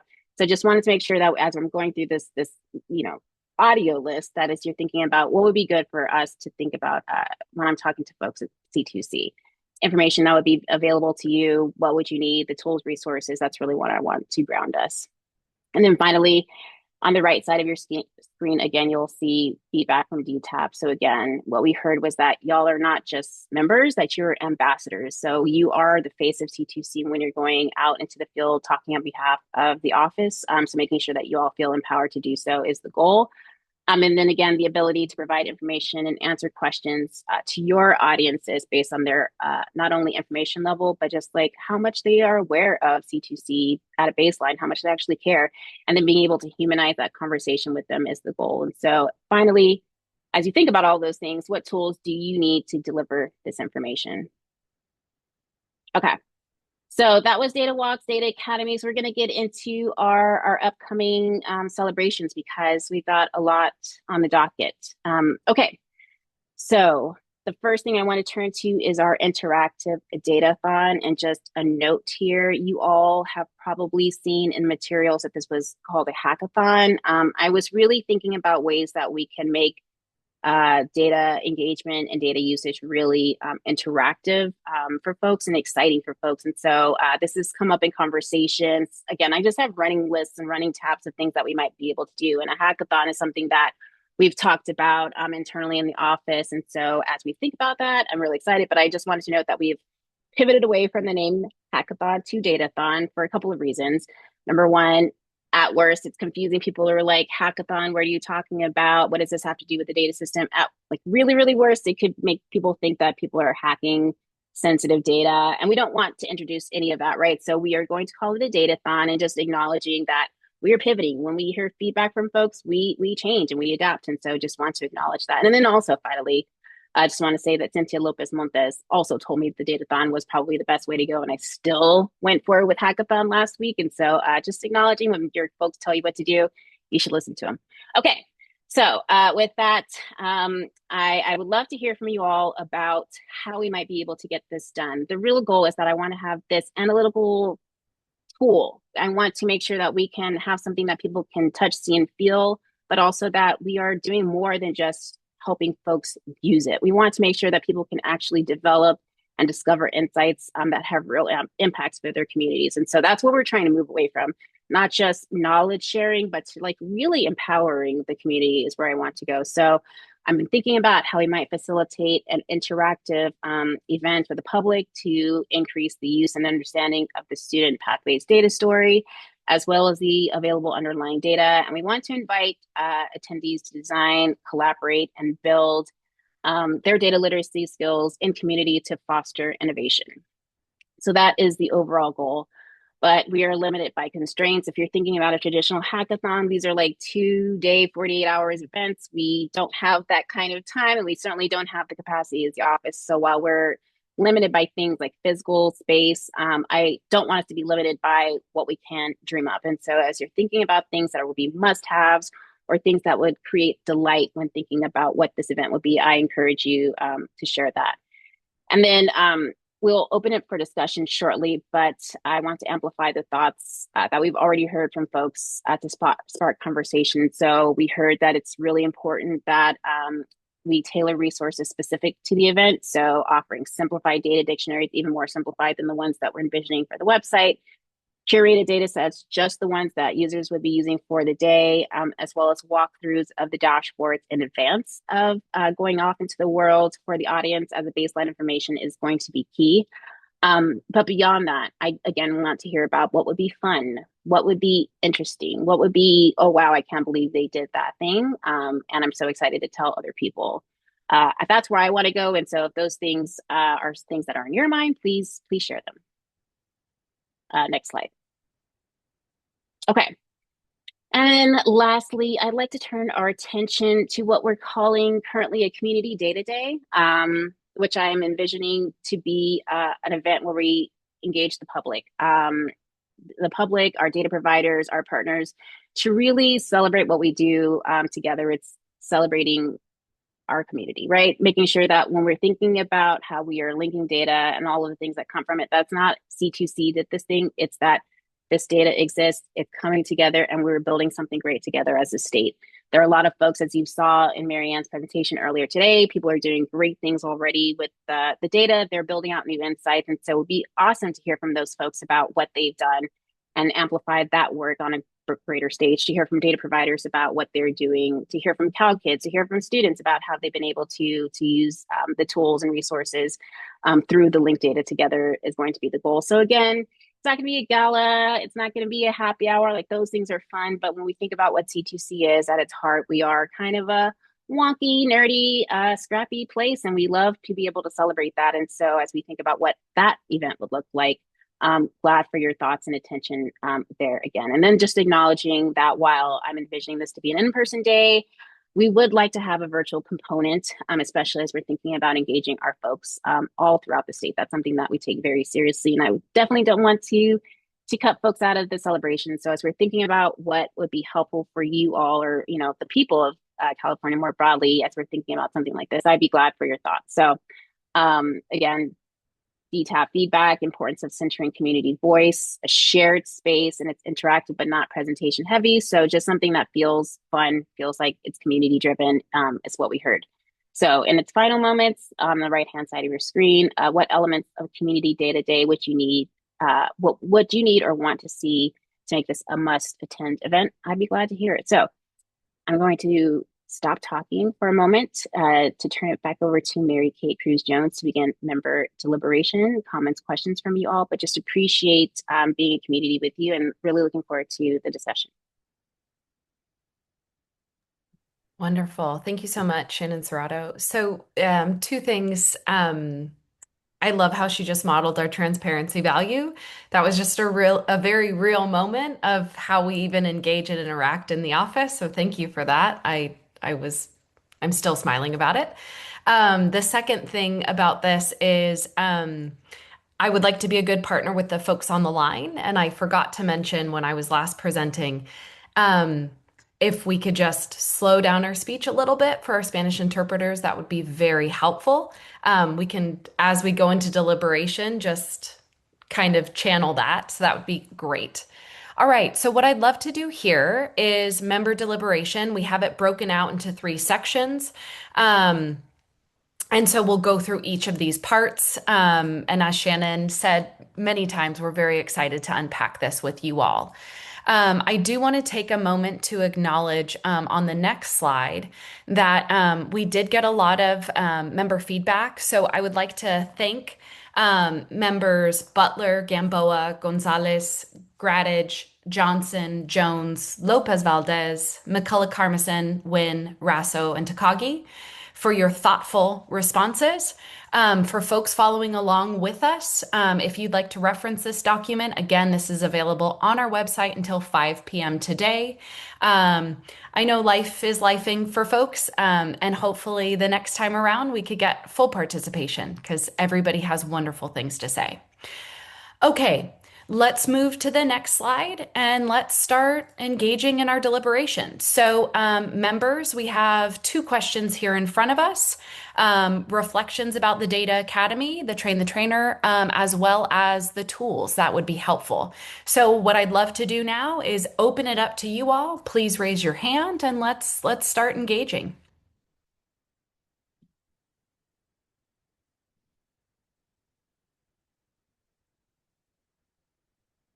Lovely. Slide deck is down. I can see everybody's face.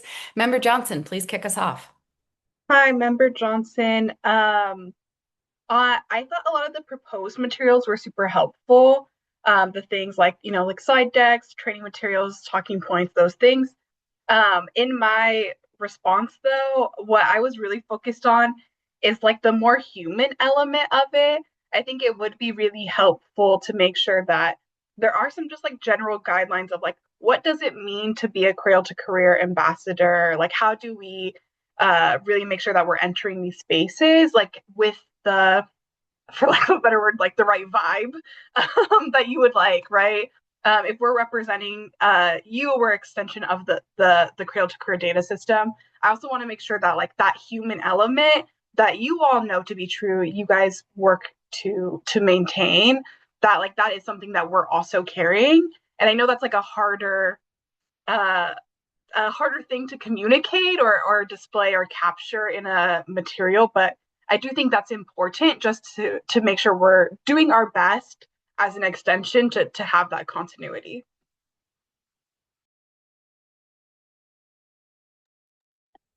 Thank you, Member Johnson.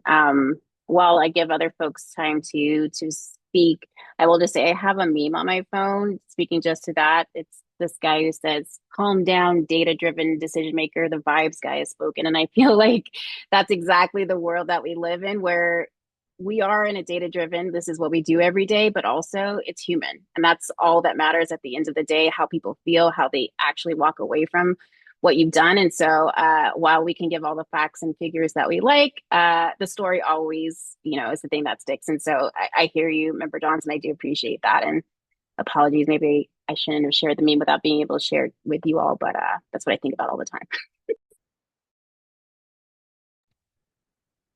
Thank you. Member Nellum. Hi, good morning. Chris Nellum, governing board member. I don't know if we already have this, and apologies if we do, but I wonder every time I hear Marianne talk about the data system, I'm like, yeah, let's bottle that up and like, can I just regurgitate that? Because I think she does it masterfully. And so I'm just wondering if we have like a one pager that's like an elevator pitch about the data system. What is it? What is it not? What have we accomplished? What do we intend to accomplish soon? In like a true one pager. And I just wonder if that could be helpful. It'd be helpful for me. And I wonder if it could be helpful for others since we can't carry Marianne with us all across the state, unfortunately. You can't have a tiny pocket Marianne. No, I appreciate you surfacing that member Nellen because the work of my engagement team, and we're talking about these very specific events, but what we're trying to do more broadly, and I hope you hear it, is streamline the way that we talk about this work. And so making sure that you all have the same information. So when I'm talking about Cal Kids, you have the same information that Marianne's presenting when you're talking about Cal Kids, that we all are singing from the same songbook, right? Like that's really the goal. And so something that we've been talking about internally, we have documents, we have presentations, we have one pagers, but are they all up to date? Are they all saying the same thing? And so making sure that we have a quarterly refresh is something that we're thinking about. So the one pager that Member Nellum just highlighted, a presentation template or deck. We know that people are going out into the field all the time to give presentations. Before we go into the trainer, we know that you have conferences coming up. And so making sure that you all have baseline information is where we're going. So just thank you for asking the question. And I just want to acknowledge that that's something that we're working through internally so that we can provide that information. So while the trainer is really like the star of the show today, the way that we're thinking about it, we're thinking about those individual pieces and the way that we can get them to you beyond just this whole, like, here's a package, now you're trained. We know that it's going to be iterative and it's not going to just be like day one, you're ready to go. And so just acknowledging that we will be providing those pieces to you all, not just advisory board members, governing board members on the website, right? Everybody should have the same access to information. Transparency is really important to us. And so just making that very clear. So thank you, Member Nellen, for that question. Wonderful. Thank you. Also, if there's a patent, I'd love to get in on it on the pocket Marianne. Thank you. Okay, I see two member hands. So let's do Member Wynn, followed by Member Jones, please, and thank you. Thanks, Shannon, for talking about this. And I just wanted to touch upon like how when we as board members or the future board members go into our communities and deliver this, I was also thinking about intention as well, that the time that we're investing and that people are investing in us becomes intentional. And so I wanted to talk about something I wrote in my own response was that the curriculum must explore how the data is collected, stored, and managed for fundamentals, and then the interpretive part of reading tables, dashboards, and visualizations. This ensures that all participants, regardless of background, at least start with a shared understanding and focus on accurate interpretation. And so I wanted to say that we can touch upon the data and give it to the audience, but how are we going to emphasize the right interpretation so that they leave knowing that they're confident in judging those insights by themselves and that they can use it correctly? How can we build that into the curriculum so that the participants are able to leave with just a better understanding? Because these are people who might have to go 0 to 100 in that same space. Thank you, Madeline. I'm typing. Mhm. And did you have any response for that, Shannon, if you had something in mind? I don't have a response for that at the moment, but I'd be glad to think about that. Yeah, you. because something I was thinking about was I put it in my response to like maybe we could have guided exercises Okay. during that session too. So maybe people can, listen, but then really interact in real time while the board member might be there to help them in any way. And just having also with the one pagers, maybe step-by-step guides too, how do we get to that specific dashboard on that specific page when it's in a crevice somewhere? And so those were things I also had in mind, as well as feedback and poll tools so that we can also measure their satisfaction and engagement during that time in which we meet too. Thank you, Member Wynn. And I also, because you asked me if I had any feedback, I actually do, because this is a thread that I want to make sure gets pulled. The thing that I heard, I read it in your feedback, not just your feedback, but CEAB, DTAP, everybody's feedback was that while we talk about here are the 6 questions and here are the research questions and like choose your own adventure, people really want to know what you can answer and what is in the data system, right? So moving away from this exploratory phase, which is like, hey, we have this new thing. Aren't you so excited? Go use it, to, hey, you can do these things.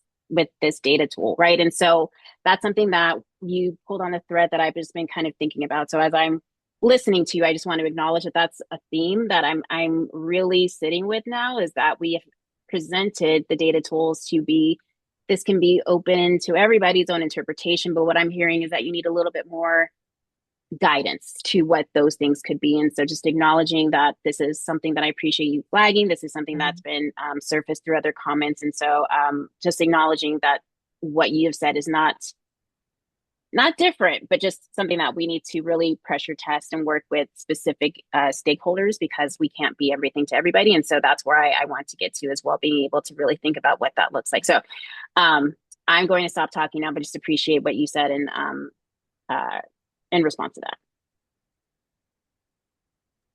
That's wonderful. Thank you. So what I'd like to propose now is maybe we wrap with Member Jones, because I'm not seeing any movement or other hands. So Member Jones, please. Thank you. I think it goes along with the point that we just left off on what you can do with the data system, and just really making sure that we are thinking about our audience, because the type of information and what you can do that I might present to a student, ideally the curriculum would be different if I'm presenting it to a practitioner or maybe even a data provider or just a general community member. And so thinking about, as we build out the curriculum, like, what does a student version of this look like when I'm just one of my college advisors having a group of students who may be seniors? What does this look like when I am presenting to counselors and teachers, or even in higher ed? And just being intentional about what that curriculum slash activity or even visuals look like for different audience members, as we show them what is possible. That was just one thought that came to mind. Thank you. Okay, I think that the thought sparked some other thoughts. So I see Member Johnson and Member Ahmed. So let's take those two comments and then we'll wrap section one. Thank you. Yeah, sorry about that. There was something else I want to make sure I mentioned. I'll try and keep it quick because I know I already spoke, but Member Johnson, something else I wrote in my notes that I think is important, that like I've noticed I needed as I've been talking more and more about Cradle to Career, especially with the dashboard release, is that some level of phone modality is really necessary in being able to show people in real time. And so there's been lots of situations where I forget that there isn't phone modality, and I'm like, oh, let me show you the dashboard really quickly on my phone, and then I go, oh well, it'll show the figures when you go on your computer, right? And so I think a lot of the times we're in these spaces where we're talking to each other and teaching each other, but we don't have our computers in front of us, and so I think that's really important. But I also think too, some of us do have constituents or interact with folks who don't have computers, or don't have regular access to a computer. When I was a student, there was a period of time where I also didn't have a personal computer, so I went to the library every day. So even thinking about, the fact that like not all of our students have computers, right? And so they would have to remember how to do it on their phone and then figure out how to do it later on a computer. So some of those things I think is important. I know that's in progress, but I think I just want to emphasize that too, as like we're having more conversations with folks that having some level of phone modality is really important. Thank you, Member Johnson. And just as I'm thinking about this, because you just mentioned that a student is on their phone, you're walking through the phone, and then they go back to their computer. Is it just helpful, question for everybody, to have instructions, future state, for how to use the mobile version separate from the desktop version? I'm curious because there's a lot of like different real estate and landscape, so like, is it helpful to have that something in the moment to say, if you're on a mobile desktop or mobile phone, like, here's how you use the thing. Thumbs up, helpful. Okay. Thank you. That was just a quick poll. Thank you. Appreciate it. And I think we got at least 4 thumbs up. We'll take Brilliant. it. We will. Ryan Estriado, I see that you have your hand up, which I'm assuming is helpful. Yes, very helpful. Thank you. I just wanted to respond to the comment about using the dashboard on the phone. I I learned a really important lesson last year, not to promise timelines that I can't promise, but I do feel compelled to say here that we're in the really advanced stages of that, and I think we'll see that very soon, very, very soon. Wonderful. That was transparent and great. Thank you. All right, Member Ahmed, let's have you round out this section for us, please. Awesome, thank you. I just wanted to echo what Member Jones mentioned about thinking about our audience.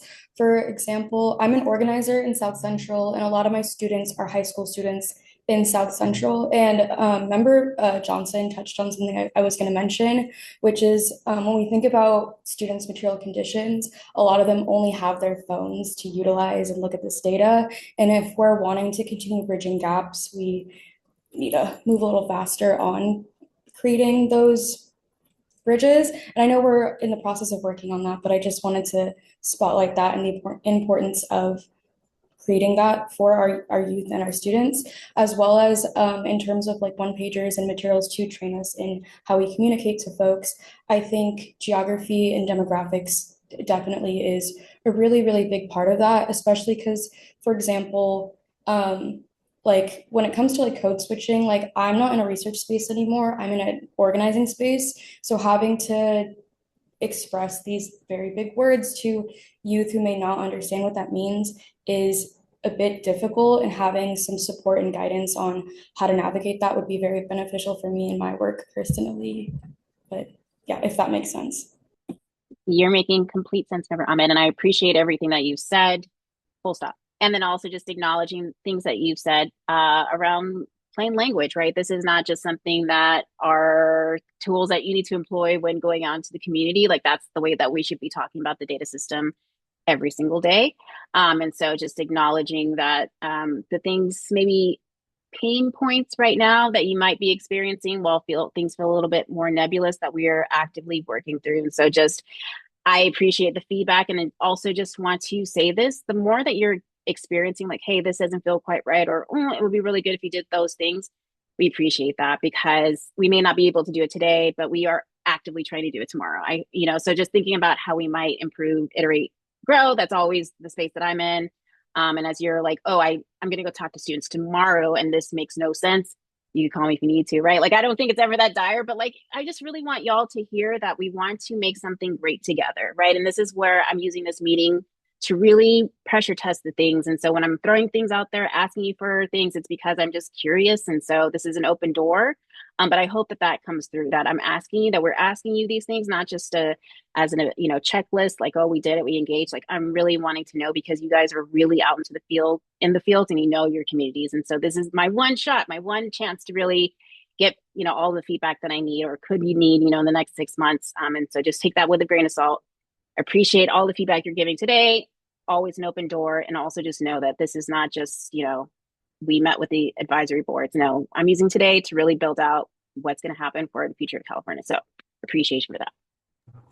And sorry, Shannon, if I could just elevate member Ahmed's comments. I think what I put in my written comments, it was exactly that. It's like, as we're engaging and using these different types of audiences, I think one thing would be really, really helpful. And I kind of incorporated some materials that would be helpful, such as like the C2C timeline, or what the executive director Bates covered this morning, which was like the example of how a C2C like data sharing agreement has given us this X number of students that now, we found lost scholarships that were, able to, benefit us in the long run. I think that's kind of what I shared, is like really being able to showcase that and then communicate it to different audiences. So I just wanted to pinpoint and plus one to Member Ahmed's comments.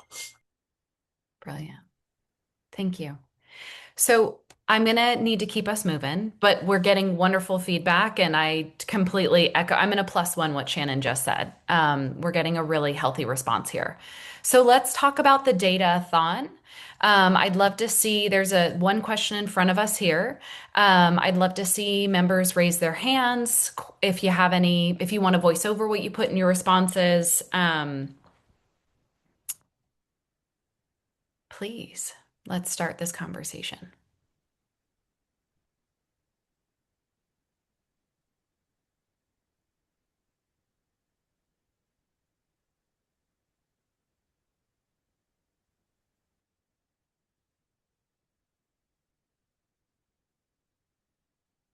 Okay.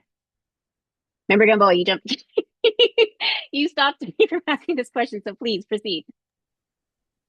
Member Gamboa, I just want to say I was excited to see this as a proposal, and it's a great way to really get out there and get a whole bunch of different folks excited about the opportunity of leveraging data and making data cool, I think, which is something that many students don't realize that you can actually have a huge impact once you understand how to leverage it. Um, but I also wanted to make sure that two things.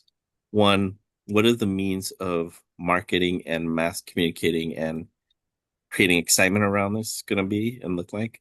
And two, um, do we have a identified, clear, transparent initiative that we want to work on?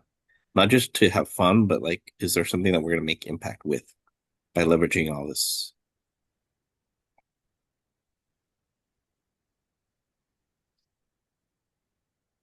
If I can push back, Member Gamboa, so you're saying it would be helpful for us to come to the event with a very defined output, or is that how we would be talking about? Because in my mind, I'm thinking this would be something not more driven by C2C, but this would be the way that people could kind of bring their own questions and their own curiosities to an event. So I'm just curious to pressure test that thinking, right? Like if I again what I just said about choose your own adventure and people want more guided, is that too broad? I think that you could have two different ways, right? Because you're going to have the experienced folks who want to take the time, the initiative to learn about this and really get involved. But then you have the other folks who really want to do it because they want to make an impact. Mm. So, maybe offer two different tracks, one for like exploratory and one for literally you're spending 2 or 3 hours with us and this is what we're going to tackle. And you will see an impact from your time. Okay. Thank you. Member Jones. Thank you. I would say, in lines of what Member Gamboa was saying in terms of impact, it would be nice if, because obviously data is, not just to illuminate what is currently going on, but how can we make change? So I believe it would be nice if we can show some of the data points, but also what policies are currently on the table that impact those data points. A lot of us sit on different coalitions, are constantly, I can't tell you how many sign-ons have come to my inbox regarding different policies. And so having those data pieces and even being able to educate those who come to the datathon, like, hey, this is the data that we're seeing, but there's also a policy writ on this table right now that addresses some of these data pieces. I've even worked with students, and when Cal Grant reform was on the table, they were like, "Oh, really? That's happening right now?" And so it's like these are things that are currently impacting you, but really giving people the opportunity to know about them and know how can you advocate. Thank you.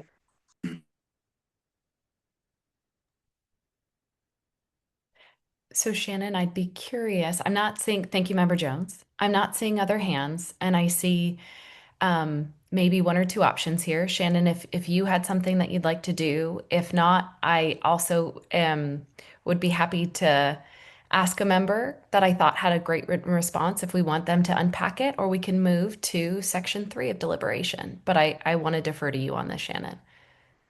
Um, I want to make sure that we have enough time for everything else. Maybe we can move on to community data day, giving ourselves one last second. Okay, let's move on. Okay, perfect. All right. So section 3, and also if it's helpful to say, Member Butler, you just um, avoided my hot seat question for you to unpack your answer. Um, so maybe you can answer here. We're moving on to section 3. These are the final two questions that Shannon had asked us. Thinking about the community data day, one element of this being in person, another element of this being hybrid. So members would love to open up for deliberation, comments for you here, and unpacking your final thoughts on this last piece of deliberation. If folks want to raise their hand and we can pull down the slide deck.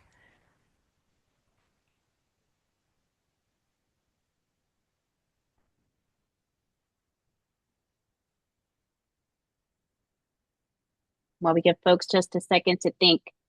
So I've talked about this already, right? But the idea is that we would have a couple of different ways to engage. And this is one where I really do see the community coming together in an event space where people can table, have different data providers, different agencies, different community groups being able to come together to say, here's what we've done together. So Blue can be there and you Aspire can be there and, all of the things. So how do we make something that's fun, right? Like, I know that I think things are fun. It may or may not be fun. So if you are saying like, I want to get in my car and I want to drive to Sacramento for, C2C's community day to day, why are you driving? What is going to get you there? Why are you so excited besides just C2C is doing cool things? The work is great. We're linking data. Like, what would be really, really inviting to you? Member Gottlieb. Thank you, Member Gottlieb. And I'll be first to say I have no idea what's fun, so this is not answering that part of the question. I think first and foremost, I've never seen a hackathon. I've never seen a datathon. Doing that in person, live, something like this would be fantastic. I think the other piece, and I think it relates to this and to an extent the other topics as well, is how do we involve the students? How do we work with our K-12 and higher ed systems, with public and private, to really engage students, have them in the room for these things, really showcase them as not just in many cases the topics of the data, but the future of the data, to help them use the data for even tying in something like the work you all did with teachers in the lesson plans, and how to incorporate that into their educations, into their assignments, and then think through what that looks like in the future for those students. I think it'd be a really big community draw to see who we're serving, how we're serving them, actually using that tool. Thank you. Yeah, thank you. Member Jones, please. Yeah, I would say a few things came to mind. One, when we think about students, like what type of storytelling component is being brought to the space so that it's not just us looking at numbers, but really being able to contextualize what these numbers mean and how does this look like in our everyday lives, especially with our students? That was one thought. Another thought was going back to my point about data and advocacy, inviting coalitions to the table as well for a few different reasons. There are a lot of coalitions that focus on a lot of priority areas that these data pieces touch on, whether for organizations to be like, hey, I'm really passionate about this work, never knew about that coalition, or hey, coalitions being like, never knew about this dashboard. I just think it's a great opportunity to really break some silos and bring people together on some good work. And then I have one more point, and it's gone. Those are the two. If it comes back, my hand might be raised again. But those are the two that came to mind for now. Brilliant. Wonderful. Thank you. I appreciate that. Okay, what I'd like to do is we have Member Butler, then we'll do Member Lopez Valdez. If this ignites things for other folks or we remember the third part, we can get more hands raised. Please, Member Butler. Yeah, I'm just going to add, I think I appreciate the prompt, what makes it fun. Um, I think part of that is the lead up. So how are we engaging organizations, coalitions, schools as part of the lead up and really incentivizing just the participation. So whether that's badges, whether that's some very transparent, this group is registered the most young people, or so I think that's part of it is initially like, are we engaging? And I think it's just really important to understand the cross section of stakeholders.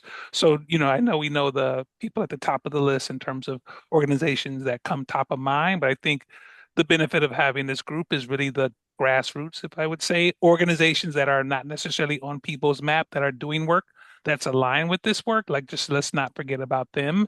But I think kind of the incentivizing to get participation up and then using the channels and the mechanisms that excite young people, whether that's vignettes, the storytelling, just making sure that it's something that they can be in front of, and then even day of, how are we inviting their stories to be part of the presentation as well? So we know that young people are going to be there with their phones.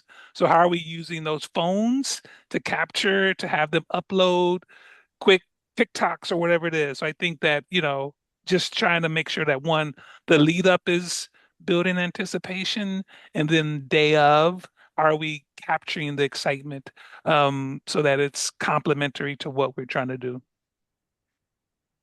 Thank you.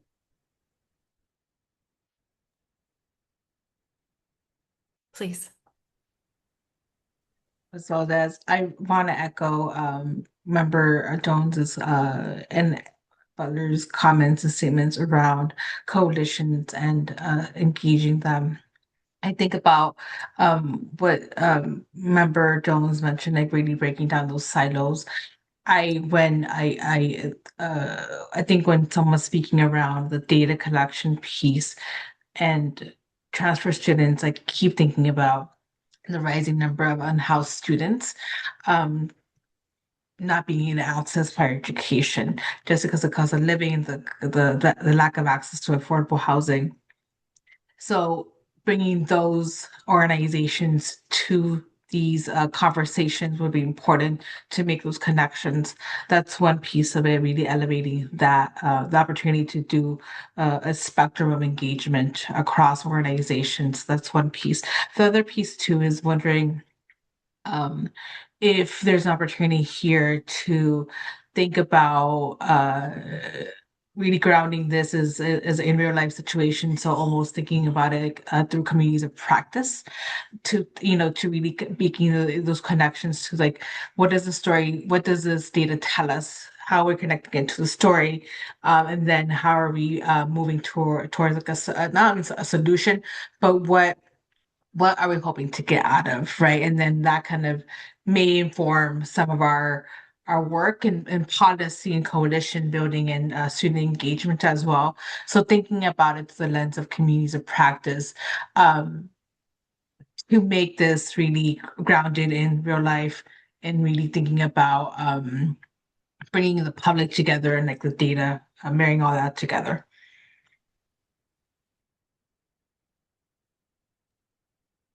Thank you. I appreciate that. Oh, we got Member Wynn, please. Yeah, thanks, Mary Kate. Member Wynn. Um, to engage students, I think something I brought up from my own perspective in the feedback was that we could do explainer videos leading up to the event.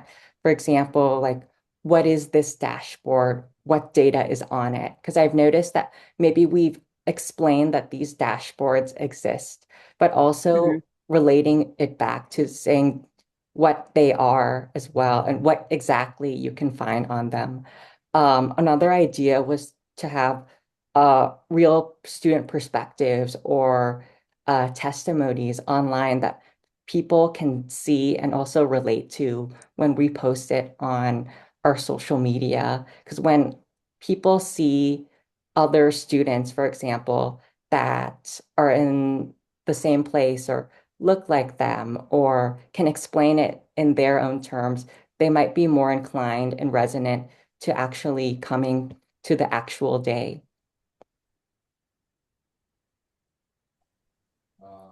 Thank you, Member Wynn. I think that that's a wonderful comment to wrap up on, and also a welcomed invitation for your volunteering in the future, and our other members here. Shannon Serrato, do you feel like you have what you need, and can we move to the next agenda item? No, I absolutely want to share appreciation. I don't want to say I have what I need because y'all have given me more than that. Just again, just centering humans, centering student voice, centering practitioners, communities, coalitions, right? Like that's what you all focus on every day.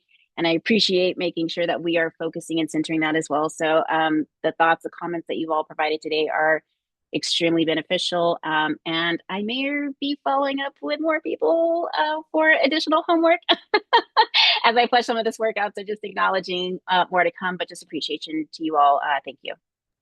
Well said. Thank you. Okay, brilliant, folks. What we had contemplated, perfect. Next on deck is our next agenda item, which Ryan Estrellado, our Director of Data Programs, will unpack with you all now. We're going to talk about the data dictionary, and then after that, we'll pause for a brief break. Thank you. Ryan, please take it Hi, everybody. It's nice to see you again. My name is Ryan Estoriado, and I'm the Director of Data Programs. Before I start this item, just a quick check-in with Mary Kate on time. Should I aim for, do you have a time here I should be aiming for just my part of the conversation? Because I know we also want to get to some feedback from the members on this. Considering that we have written feedback as well, I think you should explain what you had prepared, and then we can tinker with deliberations from We'll there. adjust. Okay, you got it. Okay. We are going to continue with the theme of discussing your feedback and your expert and professional insights about how to do a data system well. And we're going to focus this time on the redesign of our data dictionary. So this is going to be the document that exists on our website that users will use to understand what is in the data system for any number of use cases. In general, of course, a data dictionary is something that you might see with any research data set or with interactive visualizations on other websites, or often it's a data dictionary there that gives you the variables that are in that visualization, and then a technical description, and in some cases, lots of other kinds of technical information. And as with any of our products, this is something that we know we need to build so that it helps a lot of different use cases. We don't have just one kind of audience, of course. This is evident in the last conversation that we had.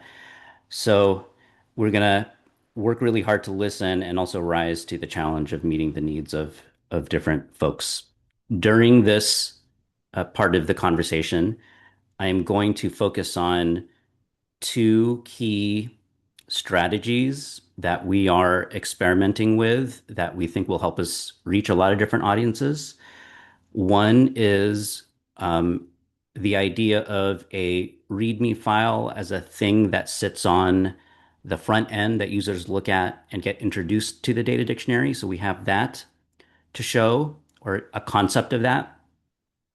And then the second is approaching the data dictionary not just as one thing, but as as a thing with two levels of information, one for an audience that needs and wants less, and then one for an audience that needs and wants more. Those are two ideas that we are becoming increasingly convinced are going to help us build a data dictionary that reaches the needs of lots of folks. And before I move on to the next slide here, I also want to thank research data specialist Dr. Heather Daniels, who is the project owner of this design effort. And she helped prepare these materials for me to share with you today. And she is also here with us in case we need some help answering more detailed questions.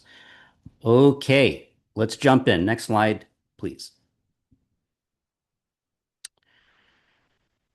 So when I first started here, almost all of our work and thinking, hard thinking, was about how to bring the data into the system and then how to master a bunch of data that were, for understandable reasons, never designed to be linked together. That's where all of our thinking went.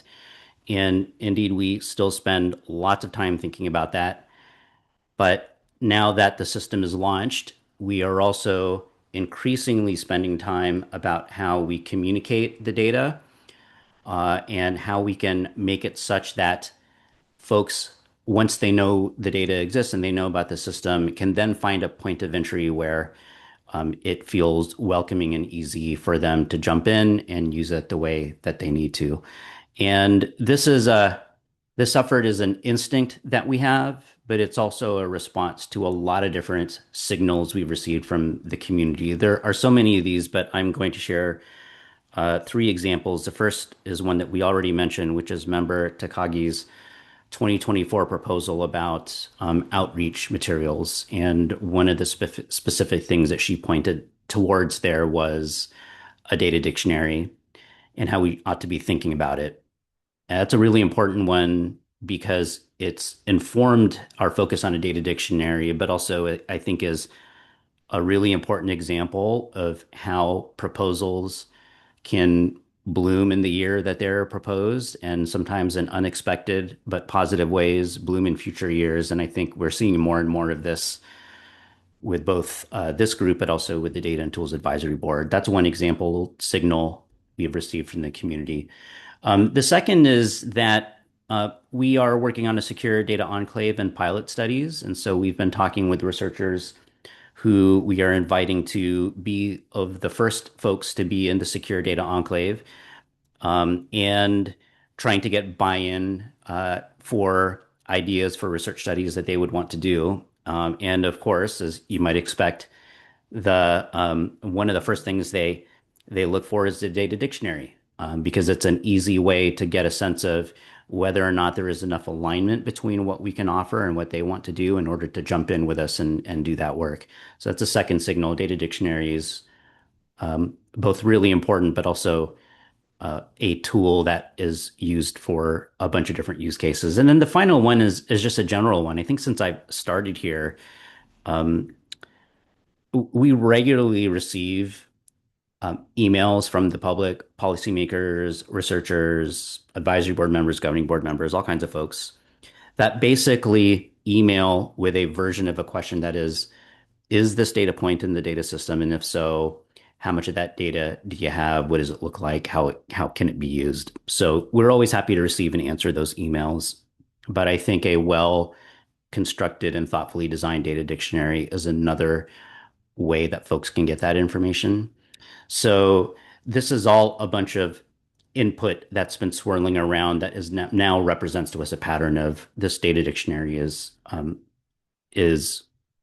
not only necessary for our tools, but we are increasingly believing is a major community opportunity for data literacy. And this is a point that I'll make a couple of times during this presentation. So let's preview now on the next slide two concepts for this redesign that we think are going to be important for how we redesign the data dictionary. But as is within our values, it's not good enough for it to feel important to us. We need to test these ideas and see how others respond to it. And that's what we're going to be doing today. The first is a README file. If you do data work using code in repositories like in programs like Bitbucket or GitHub, you'll be familiar. This is a very standardized README file format that explains what's going to be in a repository, how to use it, if there's any restrictions, how to credit authors and stuff like that. We are not thinking of the README file in that formal a way, but we like the idea of a README file because it is, once you see the word a file and the word README next to it, we believe that the immediate response to that is that's what I should read first. That's the concept here. So we're going to show some basic ideas of what we think would go into a C2C README file for a data dictionary. And we mean for this to act as more of a broader set of instructions for how to use the data dictionary. So that's one thing that we're going to show.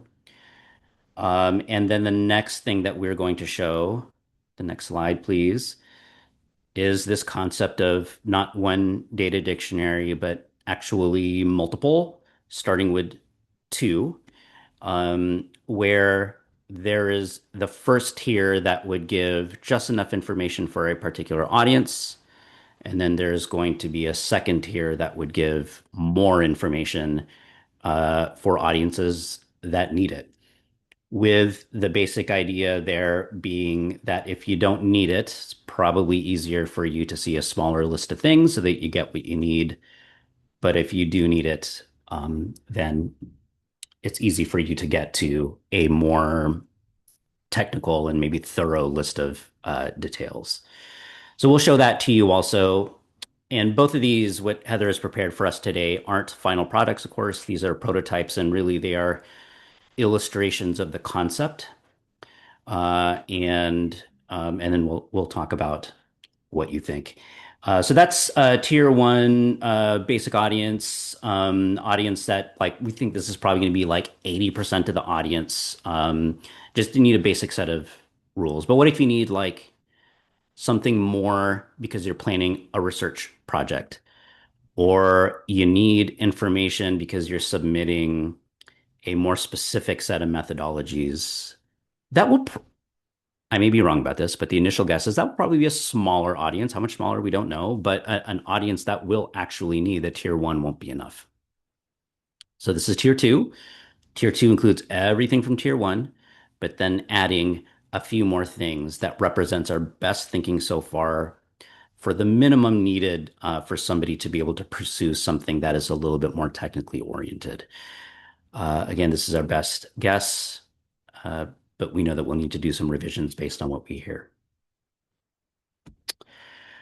Okay, we're about to start member deliberation, but before we do, I will preview the structure here. There are three parts to the way we like to review your initial input and any new input that you want to bring here.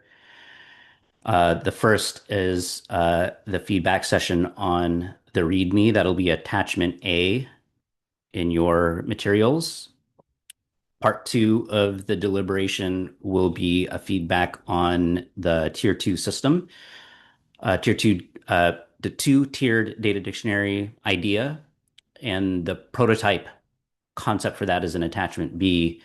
And then we also wanted to leave some additional time for just some general discussion about data dictionaries, and that will be part three. So that's my part. Two things we want to show you: README, two-tiered system.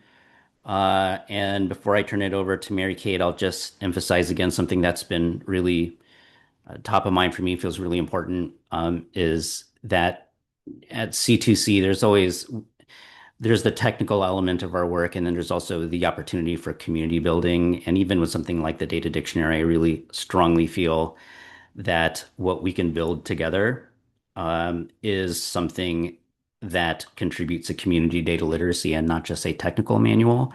I really believe that, and I hope that that's something that you can keep in mind as you share your ideas today. And with that, back to Mary Kate to start our conversation. Yeah, that was a perfect segue. Thank you, Ryan, and thank you for that presentation. So what I'd love to do just quickly, Ryan laid it out very clearly. Again, for folks following along, I know we have some community folks with us. So we did get member feedback that's available to you until 5 p.m. today. And I just want to give a quick shout out to members Butler, Gamboa, Gonzalez, Grattage, Johnson, Jones, Lopez Valdez, McCullough Carmison, Nguyen, and Takagi for all of your wonderful and thoughtful answers. Feel free to lean on those as we go through the three sections of this deliberation. And let's start now with section one. So, and this is what I was saying, Ryan had laid this out. So what we're going to focus on in this section is questions 1 through 3 from the staff report. Now, members, if you want to raise your hand and kick off some of your thoughts, this would be the time to do so.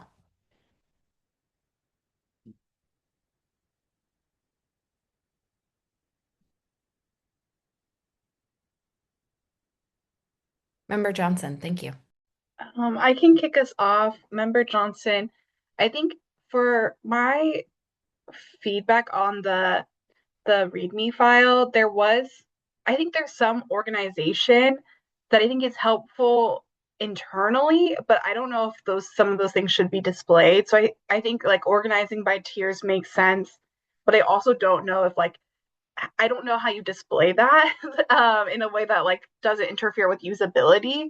So I would just say, as we're thinking about, if someone is just looking at this separately, like even for me trying to read it, I was like, oh, what do I do with these tiers? What do I ignore? If I'm just and I was trying to think about like me when I'm panicked and trying to like find answers to something in work, right? And I'm like, oh, what is the definition to this? I think like the more layers of having to find what I'm looking for is harder, right? And if people are trying to use it to find definitions of something, they're really going to be looking for that word and then the definition. And so I think even to like what is displayed to people, the order in which it's displayed will be really important. And like I said, I think really what I was thinking about was like people looking at this are likely going to be frantic. Like they might look at it on the front end of like maybe they're more prepared than I am. But I feel like a lot of times people go to a dictionary because they're like, I don't understand what this is trying to tell me. And so that's what I mean by frantic is maybe that's a little extreme, but they're a little bit less orderly of like, oh yeah, let me preempt questions I have because I know I'm really bad about that. So I think that's my first thing is that I know that I'm often looking for something after the fact and not after a problem has occurred and not necessarily before. But I would say the other thing I want to mention is that in the README file, a lot of the definitions really leaned heavily on data element as explaining their definition, but then the definition of data element also relied on data element. So I would say my recommendation really is to better flesh out that definition because, if we're going to lean on that, I think it needs to be a bit more clear what you mean by that. And I think so that people can go back and look at that definition and not be like also confused that the definition of data element is data element. That's really helpful. I'd like to ask two. That's really, really helpful. I'd like to ask two clarifying questions because I just want to make sure I'm picking up on precisely on what you're sharing. The first, when you opened, you said that you weren't sure if some of the information should be there, and my first thought was, oh, maybe there's something there that's like not safe to put on there. But I think as I listen more, I think what you're saying is the more stuff that is there, the more overwhelming it can feel to a user. Is that what you meant? Yeah, I think Okay. that's definitely what I mean. So I think, Uh-huh. I get why tier one. I get also some of the parts around like category or like I want to make sure I refer to the right Yep. thing. The content area, that row. I think some of that stuff I get why we have it for organizing where those things belong to or what they might belong to. But I think where those are placed will be important for clarity because if someone is searching for that for a definition. We don't want sort of how we're organizing those terms to get into the way of finding the Yeah. definition you need. Yep. Yep.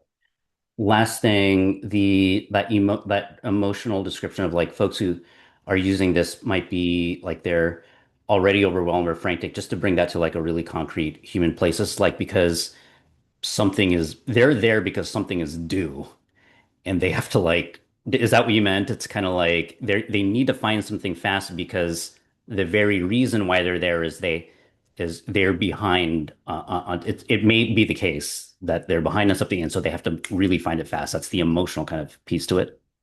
Yeah, exactly. Okay. I think like a good example would be like, yeah, if you're a student working on a homework assignment and you're Yeah. using the dashboard to like answer that question for your homework assignment, you're looking at the definitions because you're trying to figure out what you Yeah. need You're to trying to submit. get it done. Yeah. Exactly. Or same if I'm trying to find an answer really quickly for say like a constituent a colleague of mine and I'm trying to find something and I'm like, "Oh wait, let me look at that definition." Yeah. Right? It's like I'm looking at it because I need extra support in making sure I'm answering correctly, but it Yeah. is sort of more quickly than I hear you. Yeah. looking at it beforehand. Yeah. That's really helpful. Thank you. Great. I see two more hands raised. So what I'm thinking is we could go with member Wynn and member Gradich and then see if maybe we move to the next part of deliberation. Yeah, thanks, Mary Kate, member Win. Thank you, Ryan, for all of your work. I think there's a clear organization for the categories, the data element names, and just seeing the description side by side. So I think everything is in plain language. But I also wanted to bring up there's some jargon around technical phrases like we see variables and data elements, and the description for data element says the name of the data element, but I'm trying to look for that exact definition of a data element. For me as a student, I don't think I would have known what a data element was if I didn't take my computer class, my computer science coding class back in my junior year of high school. And for students who might not have taken, those data science or computer science classes, I don't know if they would have just a clear understanding of that because it doesn't seem the most intuitive for me. So I'm wondering if there's a way where we can simplify those technical phrases like the variables and data elements. Another thing I wanted to bring up was that we name it tier one and tier two, and I understand why it is for that reason for uh, people who want a more simpler view and those researchers who need a more advanced view. But I also see a little bit of hierarchy in that there's a fault line between, the students versus the advanced viewers. I'm wondering if we can reconsider that and see if there can be a simple view like a standard view, and then have the other one, tier two, be an advanced view so that we can really break down that fault line and make it Yeah. very collaborative and make sure that we're all on the same team and we're all on the same page. But that's what I really had in mind. But I think that overall, it looks in very good shape. And so thanks so much, Ryan. Oh, you're welcome. And really, I need to pass that thanks on to Dr. Heather Daniels, who's been working on it. Uh, I also think I just want to clarify here.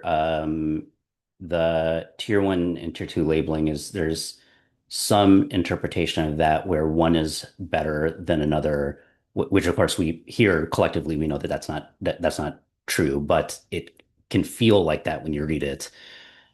That's the suggestion there is to be thoughtful about like how can we convey that these are two different things, not one is not necessarily better than the other. Yeah, super useful. Thank you. Thank you. Member Gradage. Hi, thank you. Member Grattage here. One element or data label that stood out to me in tier one with the content area um, in that grouping was the label of social service experiences. That was an outlier for me personally. Yeah, I see you responding. There was just something for me that I was confused with initially, and then thinking about it more, I wonder if a more descriptive label or sublabels could be appropriate, and maybe that is in line with what the members so far have added into our conversation today with this group of things being in this content area lead me to some curiosities and questions. So thanks. Can you say a little bit more? Was it you saw the label and you didn't know what to expect, or is it more like you saw the label, you expected something, and then when you saw what came with that label, it was not what you expected? Or maybe a third experience. I think, yeah, the reading of that label, I feel as though just a slight rephrasing could be appropriate. Okay. Yeah, just like a little bit more clarification with that one. Okay, thank you. Brilliant. Ryan, are you feeling comfortable if we can move to section two? Sure. Yeah. Okay, great. So members, what I'd like to do now is focus on the next section, which is the prototype, and there's one question on this. We just finished the README. So the question's in front of us. We've answered it. If we want to pull down the slide deck, open it up for member comments. And to be clear, I would like to end this part of the agenda item in totality no later than 12:45 so that we could get in a break before we get into proposals.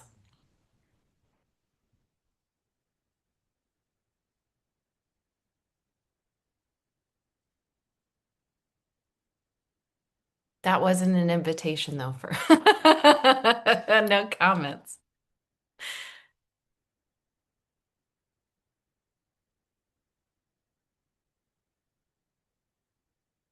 Member Johnson, thank you. Member Johnson, I'll break the ice. My feedback here was similar to my feedback on the README file. I just think the order of the columns is really important for usability. And so I think on this one specifically, it I just think that the term that people are going to be looking for should be the first thing that they see, that they read, similar to like if you were looking at like a standard word dictionary, right? Like people are going to look for the word that they're looking for first. And so I think all of the columns have good information for someone like that they'll need it, but I just think that the primary should be, what are people actually searching for, and then the rest of the information that they might be interested in about that. So I think that's sort of my feedback on this too.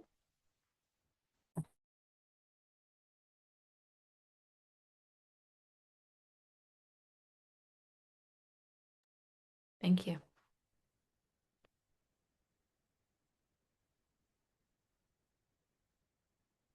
Okay.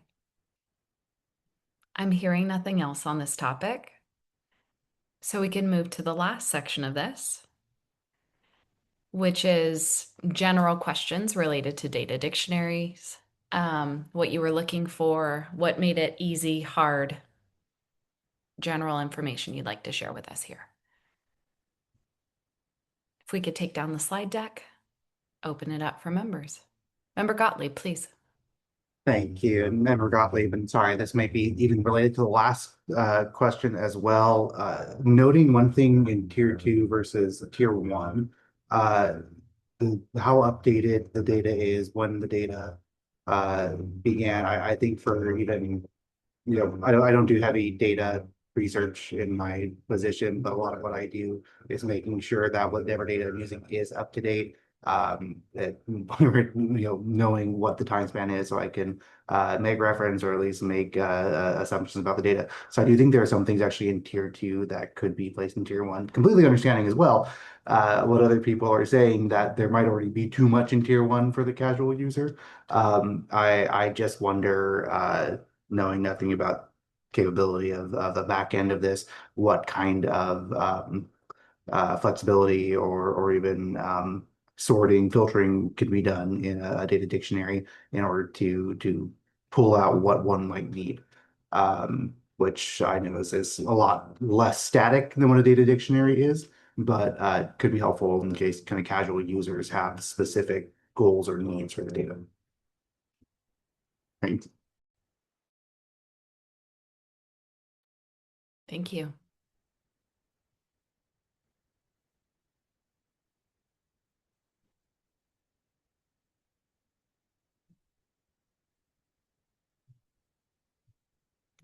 Okay. All right. I'm feeling like folks are maybe ready to move on from this topic.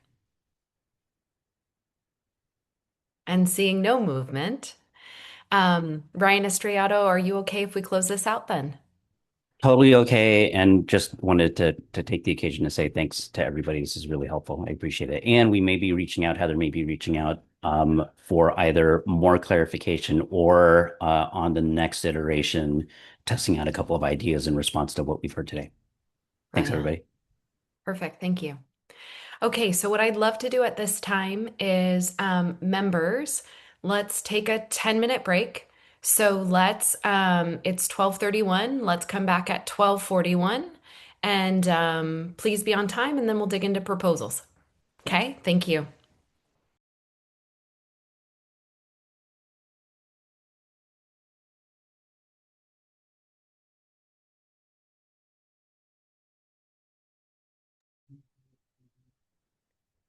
Hi, folks. Thanks for joining us again.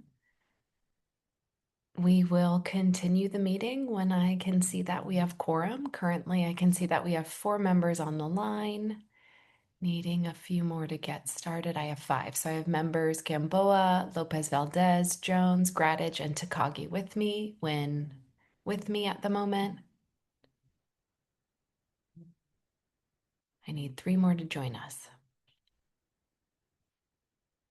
Member Rasso, Member Maestas, 1 more, and Member Johnson. Thank you. I know that was a 10-minute break and folks came back right on time. So thank you so much. My hope and intent is to get us all out of here. I do want to just uplift and something that you've heard a few times today. which is we really appreciate the insights and input that you're giving us. And something that I want to share, I know it's a newer model that we ask for your written feedback. And I've heard from several staff members just how extremely helpful it has been. So please know that you're valued. Please know that you're heard. And please know how much you're appreciated. On the back end, I'm hearing that staff are coding responses and it's helpful and will be instrumental to our future endeavors. So just sharing that. All right, brilliant. What I'd love to do now is actually, we will have an external consultant that will be helping us lead the next section of this. And I don't believe that I see them on the line with us. So, as we wait for their arrival, what I'd love to do is just quickly pivot and move to our next agenda item. So I'm taking an agenda item out of order. Cynthia, if you could please help me move to agenda item 7. Um, and we'll just go through oh, speak of the devil. Okay, brilliant. So we can actually start agenda item 6. Let's do this. This will be great. We're going to talk through proposals. So welcome back. We're moving on to agenda item 6. This we've been working toward this moment because we got proposals in fall, and we heard 3 of our advisory board members talk about those. Y'all had that long deliberative session, and then we had members Jones and Lopez Valdez, along with member Nellum, write that report, and we're going to unpack all of those little pieces today. So what I'd love to do is pass it off to our governing board member, Member Nellum, to get us started on the first part of this agenda item. Please and thank you. Sure. Thank you, Mary Kate Cruz Jones. Good afternoon, everyone on the Community Engagement Advisory Board and the public. My name is Dr. Chris Nellum. I serve as the governing board liaison to this advisory board. I'm excited to be here today and to have everyone's feedback earlier on the data dictionary and the exciting 5-year anniversary. Next slide. As Mary Kate shared, agenda item 6 has 2 parts. In part 1, we will take a micro level approach, looking at each of the proposals, the feasibility study findings, and the proposal updates. During part 2, we will zoom out a bit and analyze the draft report on the 4 proposals, contemplating any additions or clarifications that should be made as a result of the findings that are presented in part 1 of this presentation. That's our plan for today. As members will recall, at the October meeting, members received a presentation on all of the submitted proposals and had the difficult task of deliberating on which had the greatest potential for success and impact. Since then, several key steps have taken place. The office conducted light touch feasibility studies on the 2 proposals, and I had the opportunity to work with Darrell Jones and Carla Lopez Valdez to develop the draft proposal report, which you will hear about in part 2.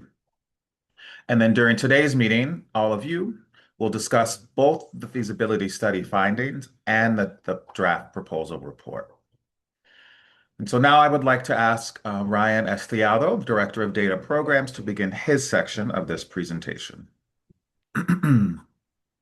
Thank you, Dr. Nellum. I appreciate it. And hi, everybody, again. Now we are going to be talking about the feasibility study process, the proposal process, and the related light touch feasibility studies.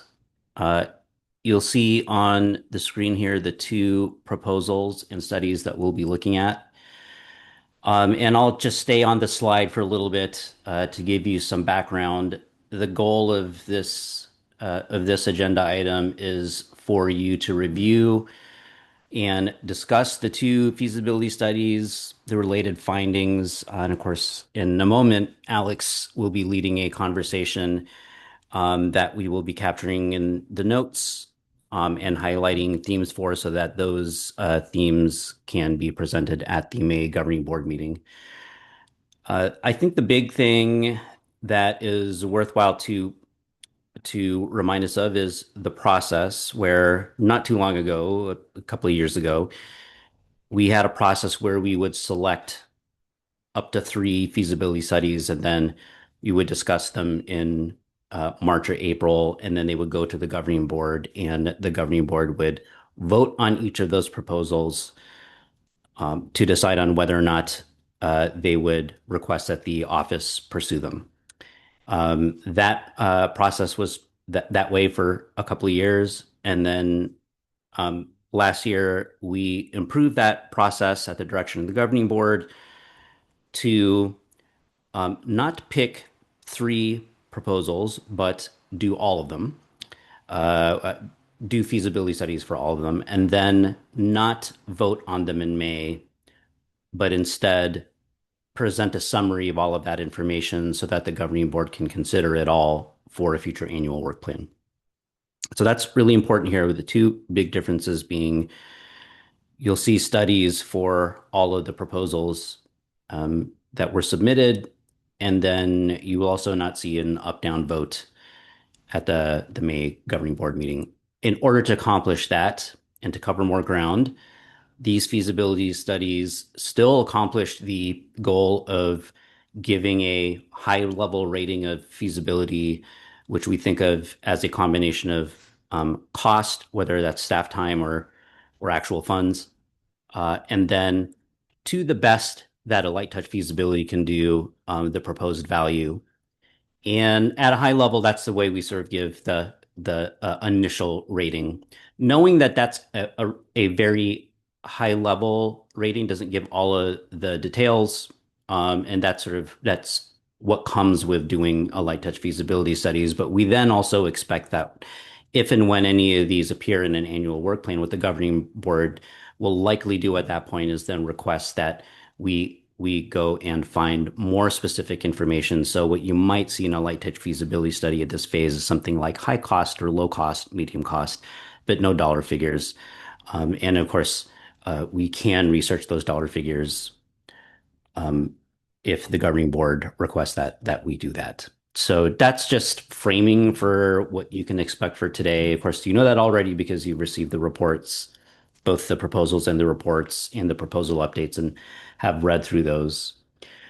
The structure of the feasibility studies they look largely the way they did last year, but we are trying a different sort of structure here that we hope makes it clear. All the way up at the top of each of the 2 studies, you'll find a paragraph that summarizes, to the best that we can in a light touch feasibility study, our overall rating of feasibility and value. And I'll note also that we have done the Data and Tools Advisory Board version of this. And something that I learned in that process is that there are some things that are hard to capture in a summary report. That's a light touch summary report. I think rating cost, rating proposal as best as we can, that's largely doable. But as I looked at the Data and Tools Advisory Board proposals in particular, something that came up for me that I want to voice over here, because we're going to try and integrate this better into the process, is alignment with what the office is already doing, which is a factor that came up for me because it made me think sometimes things are more feasible because we're already part of the way there because of some other efforts that we're working on. And I found that in these feasibility studies, that was a little harder to convey, a little bit more so in the data and tools ones, less so in the community engagement ones. But as overall learning, I just thought that was useful to bring up, because that's something that we'll be talking about as a way that we can improve the way that we do this. Okay, so in summary, we're going to be talking about these 2 proposals, the related feasibility studies. Alex is going to facilitate that conversation. You see the 2 titles here. The first is one by members Takagi and Gamboa. This is titled The Train the Trainer Ambassador Model, that at a high level proposes that the office train advisory board members who would then train others. And the intended effect there is more standardized messaging at a larger scale. So not just the office, but others. And then the second one is titled Engagement Plans for Data Providers. This is by Member Johnson. And at a high level, this proposal aims to co-design with the office and with the office's data providers specific engagement plans, like the one that the office has for itself, but for each of the data providers. And the high level intention there is to better empower data providers to reach their unique audiences who they already have community and credibility with. So those are the two that we're going to be looking at. Your materials include the proposals themselves, the feasibility studies in the attachments, and then also any update that the proposal authors decided to write after the feasibility study that is also in the attachments. Okay, next slide, please. I mentioned earlier that there won't be, there are not, we are not selecting proposals to do and then do feasibility studies. We're going to do all of them. In this case, it was two. In the case of Data and Tools Advisory Board, it was four. And that is because there is going to be less focus on an up-down vote and more focus on the synthesis of your conversation. But in order for us to accomplish that, we need to make room and empower you with the time and materials to actually have that conversation. And so the way that we are doing that is through our member proposal workbook. There are two parts to this workbook. The first is individual reflection, so your general response to these proposals and the related studies. And then the second part are big picture reflections, which is the conversations that we have together that the office will be capturing both in the video for this meeting, but also in the notes, so that can be synthesized and then presented to the governing board. Next slide, please.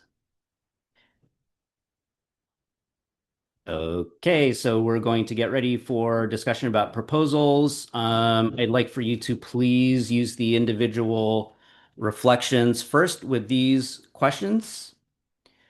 And then next will be the big picture discussions afterwards. And before I turn it over to Alex, I'll just say one more thing, which I mentioned earlier, but I really want to say again because this has been a real aha moment for the office. When we first started working on proposals and feasibility studies, our concept of what success meant here was whether or not there was an up-down vote at the May governing board meeting.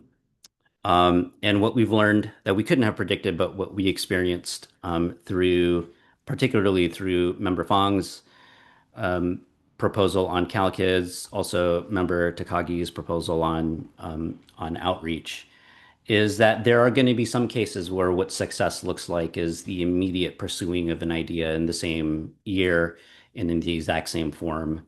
I think we kind of knew that before, but then our idea of success has expanded now to include, based on experience, that sometimes these things will come up again because they live on the website in future years and in ways that inspire the office to work on high priority things that I'm not sure we would have seen with the same lens, for example, like CalKids, had it not been for a past proposal from Member Fong. Anything that we talk about today becomes the seed for that possibility. And that's something that we've been noticing over the last couple of cycles. And I hope that that's something that you're noticing also and that you'll keep in mind as we talk about this. Okay, with that reflection, I'm now going to turn it over to our partner over at WestEd, Alex Lozanoff, who's the senior project manager at WestEd. She'll be facilitating the member deliberation today, and I'll also be here to answer any questions if you need me. And with that, I'll turn it over to Alex. Thank you. Thank you, Ryan, and thank you all. I'm glad to be here today and excited to lead this discussion. So what we'll do now is take that micro approach that Dr. Nellam had mentioned earlier. So we'll have an opportunity to reflect and discuss and ask questions about each of the two proposals. So I would like to open up the floor for any member questions or comments using your individual reflection prompts to start. And in order to make sure that we have adequate time to talk about both proposals, I'll look to about 10 minutes per proposal and then move us along, and we can circle back as time allows. To ensure that everyone has an opportunity to contribute to the discussion, we'll ask that members please raise your hand and I will call on you in the order in which I see your hands raised. Okay. With that, I would like to open up the floor for any member questions or comments, starting with, let's start with the Train the Trainer Ambassador model proposal.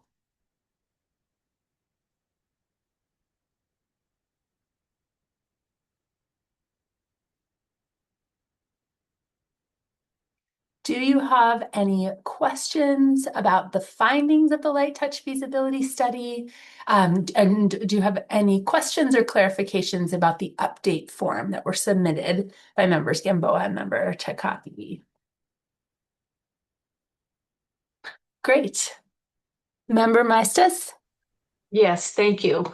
I was just looking over the light feasibility study and I see, one of the drawbacks or impacts would be the small amount of staff that would be able to work on this type of trainer model. I think my question would be like, how many, has it been explored how many hours it would take for staff to develop either maybe a pre-recording or is this something that can be recorded ahead of time and those ambassadors that wish to be an ambassador can take the training. I was just wondering the thought behind the model, the delivery method, and then the number of hours that the staff would have to devote to this. Ryan, do you want me to speak to the findings of the study? Yes, please. Yes. Okay, great. Yeah, so to answer in terms of the hours, we did not estimate hours of staff time for this proposal. However, last year we did do per the process last year, a more comprehensive process of a feasibility study. And so we do have our estimations in that. I do not remember, though I wrote those studies, remember those hours off the top of my head, but those are available online if you all would like to reference them. And there's enough similarities between that proposal and this year's that could be a helpful reference point. Any additional staff time estimates would come on the direction of the governing board if this is something to pursue. And I think this question of how to streamline and offer resources in as time the least time intensive way possible is an exciting one to explore, and also a recognition that I think the feasibility study also highlighted the need that the data system is complex enough that sort of a one-off resource is a good starting point, but may not be enough to provide the level of training that would be necessary for advisory board members or members of the public to be full ambassadors of the system. Thank you. I can add also, I think it'd be useful to voice over that while we don't have a specific estimate of hours, that would come if the governing board says, hey, we should look at this. Let's do a more specific workup. What we do have as part of the findings that drove that high level rating of costs are the types of activities that we're fairly certain we would have to do. And so there's this under a startup cost, this bulleted list here. If I could voice them over, it's time for 2 to 3 members to participate in a working group, and then some staff time to coordinate that, including identifying that working group. And then for any materials generated for future training events, there would have to be some staff time there. If the advisory board members would create that, the staff would have to review the materials and processes and structures in the same way that we would review our own before any training event. And then the staff time needed, I think this would be like some of the one-time staff time upfront to adjust the governance manual so it then matches with the new procedure. So those are some examples that I think help you imagine or help us collectively imagine how not necessarily the number of hours, but the types of like the kind of level of staff contribution would be needed to be able to pull it off. Member Gottlieb? Thank you. I think for the study last year is 180 hours. So that was the one from mine. So I remember that process well. I have a question regarding the development of the um, feasibility study in relation to the governing board approving the new calendar for onboarding members and whether or not the feasibility study was done prior to that. And I ask in context, as we've talked, I think for the last 2 years or so, about how do we incorporate these proposals into the work plans for the office, and how do we sequence them in such a way that saying just because it's approved today doesn't mean it has to start today. So I'm curious if there are one, that question, when was this done, what sequence? And two, are there ways to incorporate this into a 2028 plan to make this part of the first year onboarding, slow ramp up of a new cohort of 36 to prepare them to make that a part of the process for years 2 and 3, or make this one of their duties for years 2 and 3? So I guess that question, and that was the statement. I think that I'd like to look to the governance team for some input on that.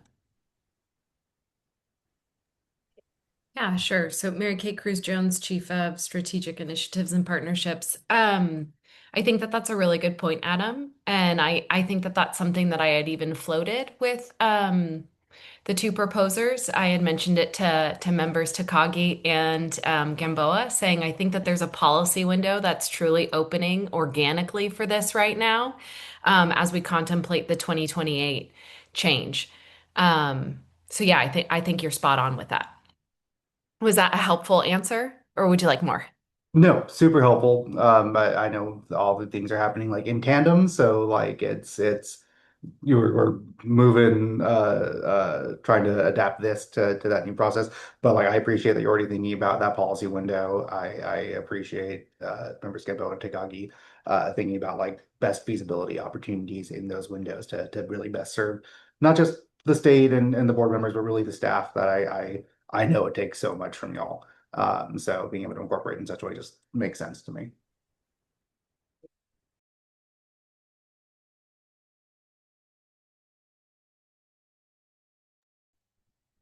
Are there any reflections on your understanding of both the feasibility study or the update or the proposal more broadly? Yeah. Member Jones. When looking at the recommendation, it spoke a lot about just making sure that we get a strong foundation in communications, specifically internal and external. Just kind of wanted to see like a little more elaboration on what does that look like, and about how much time are we willing to commit to that before we dive into the materials. I agree it's necessary, but just trying to, see more of those pieces. Member Jones, when you ask how much time are we willing to commit to that, can you say a little bit more? Is that the we staff, the we this group? Just clarify your question. No, great. And maybe I didn't read it thoroughly enough. When it did say to establish stronger communications, internal and external, now I have a question. Was that update given to say that is on C2C to do before we invite members to start crafting out curriculum? Is that what that was? Or, yeah, yeah.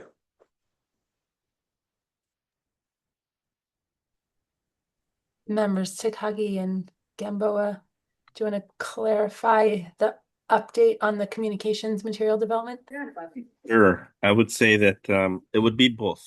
So one on the aspect of like you're trying to build a plane as you're flying, right? So right now is understanding what are the resources, what are the collateral, what do we have, what is the low hanging fruit, right?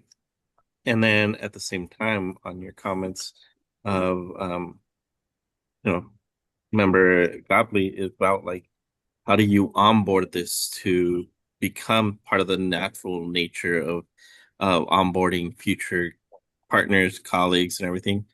And then for us as well, it's like, how do we keep this um, investment that we've already made, right? We're putting 3 years of our life into this, and finding our niche and continuing that process.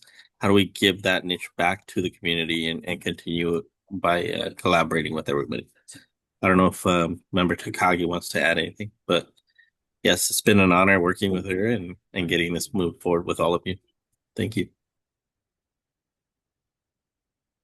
Yeah, and I guess with that, because I love the proposal. With that, in terms of the internal communications piece that was mentioned, is it more so just to understand, hey, me as an advisory board member, who do I need to contact if I have a question amongst X, Y, or Z? Or what's the chain of command when I am out training? Is that what the internal conversation is kind of addressing or communication? I see some hands, but if y'all don't mind, I'll jump in because I feel I think I can address that. If so, in under the impact section, there's I'm just pointing folks to where this section is. It's under impact in the feasibility study, and then there are a number of bullets there. And then the second bullet is where you'll find the sentence about training and expertise in communications, and really, you can interpret that broadly. I think there's usefulness in that, but in this specific section, it's anchored to the mandate for neutrality that the office has, and so I could just kind of voice over. There's a real specific when Alex was looking at this and sort of sharing, previewing findings and things like that. The thinking is that when this proposal is about the office training advisory board members to share in the work that we do when we engage communities, and then for the advisory board members to then train others. So it then makes sense for us to look at like, okay, so what is that like for us, and how might what it's like for us inform how we would train others. And there is a lot of time I can say from experience that we spend thinking really hard about what it means to be neutral and how that is expressed in our public communications and messaging. And if I can just sort of, I'll just like pull the curtain back a little bit. I think it's useful here. I think the truth is we have a mandate to be neutral, and also we are all human beings. We have opinions.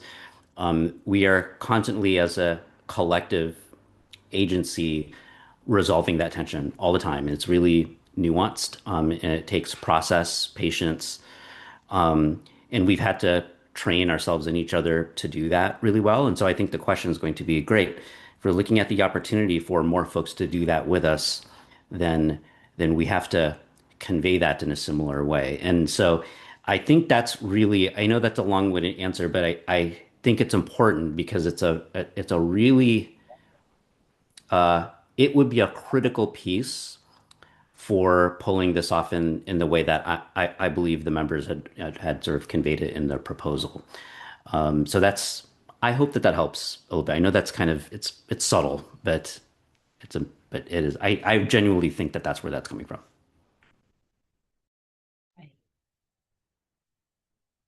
Thank you, Ryan. I see two hands. Member Takagi, do you have a clarification or a response to this immediate topic before we go to Member Nguyen? Oh, Member Takagi may have froze. Okay.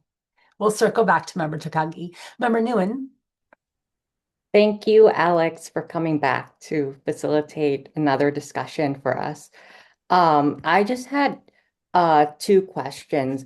I'm seeing on this specific feasibility report that it says that there would be a high cost and a moderate to high level of value in increasing community engagement. Can you talk a little bit more to what that high cost means? Because what I'm thinking of high cost might be different than what the office is thinking of high cost.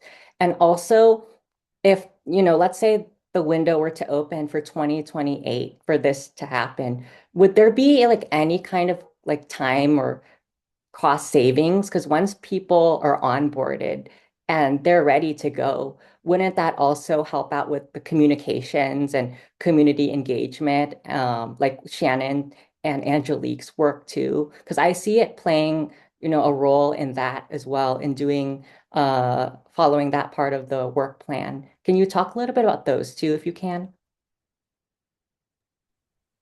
I'm happy to speak to the cost findings, and Ryan, invite you. I remember Nguyen, I think that is a really great point to bring up. And this question of cost and benefit and the time horizon is certainly an important one to raise. I think the cost findings that you'll see are both startup and ongoing, and primarily live in staff time. So the staff time to organize and support the work group, the staff time to generate these materials, and then the staff time to lead the trainings and then also support and generate materials ongoing for any field engagements that are happening.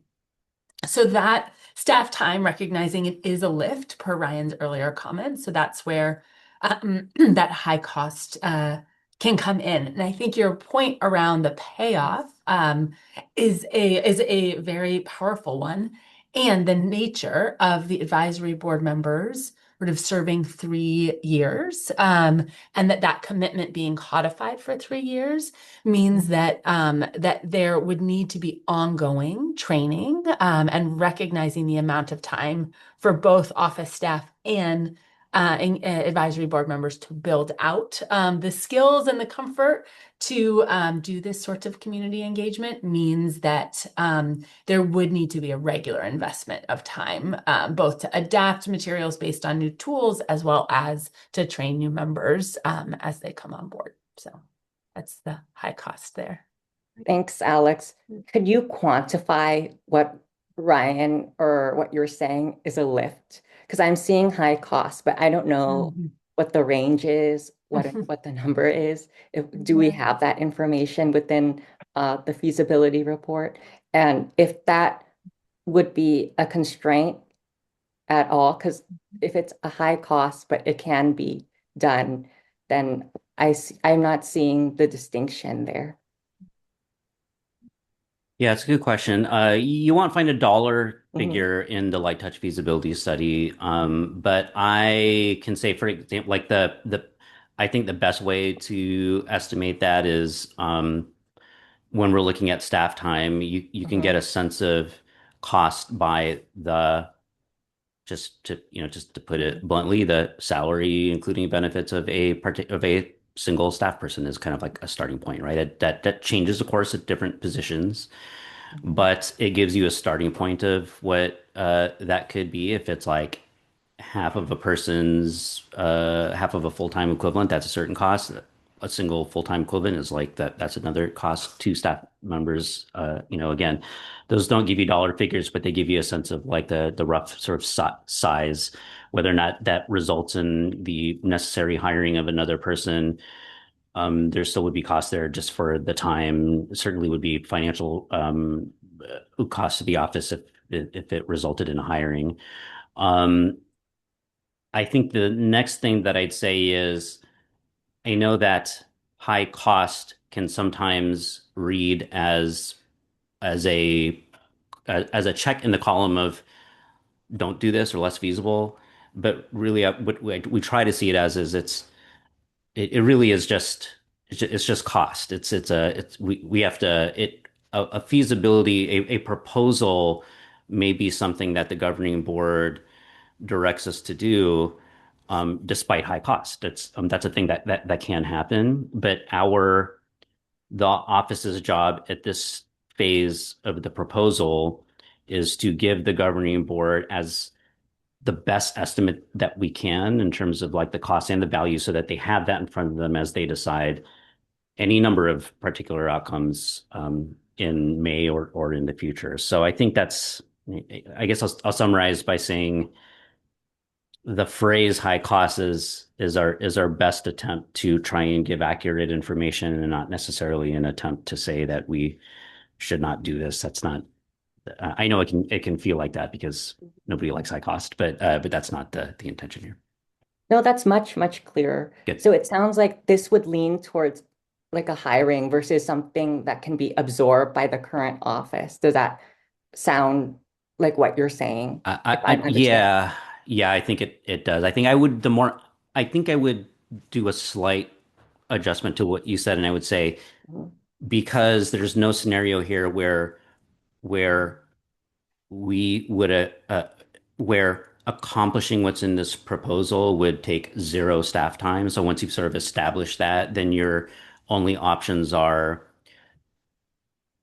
staff time with the current staff at the cost of deprioritizing what that current staff was already assigned to do, or additional staffing, which would then mean financial costs of hiring that staff person. But once you kind of reach that point where you're like, it's sounds weird, but like once you reach that point pretty early that you're like, this is not zero staff work, then it's like you have to look at your options, right? So you either have to deprioritize something that somebody's working on, or you have to bring on somebody else to work on the new thing. Got it. That's much more clear. Thank you, Ryan. You're welcome. Thank you both.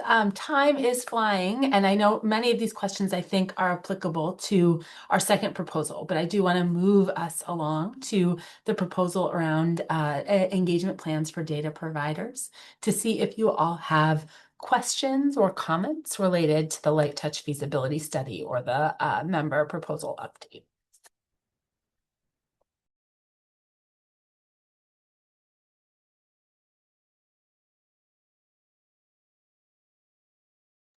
No, that was a quick changing of gears, so I'm going to give a longer than normal wait time to let you all sort of access any questions or comments you might want to share.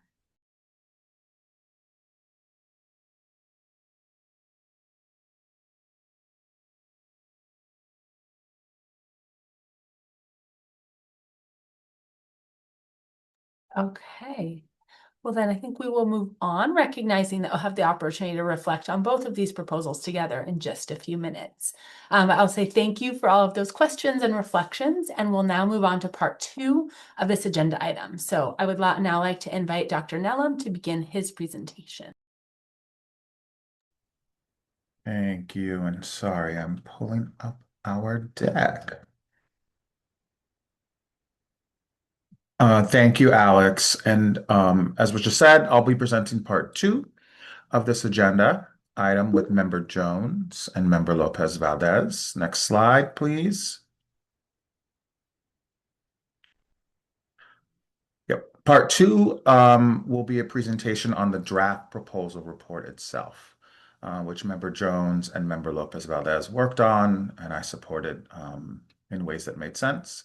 The report summarizes the discussion from your previous meeting.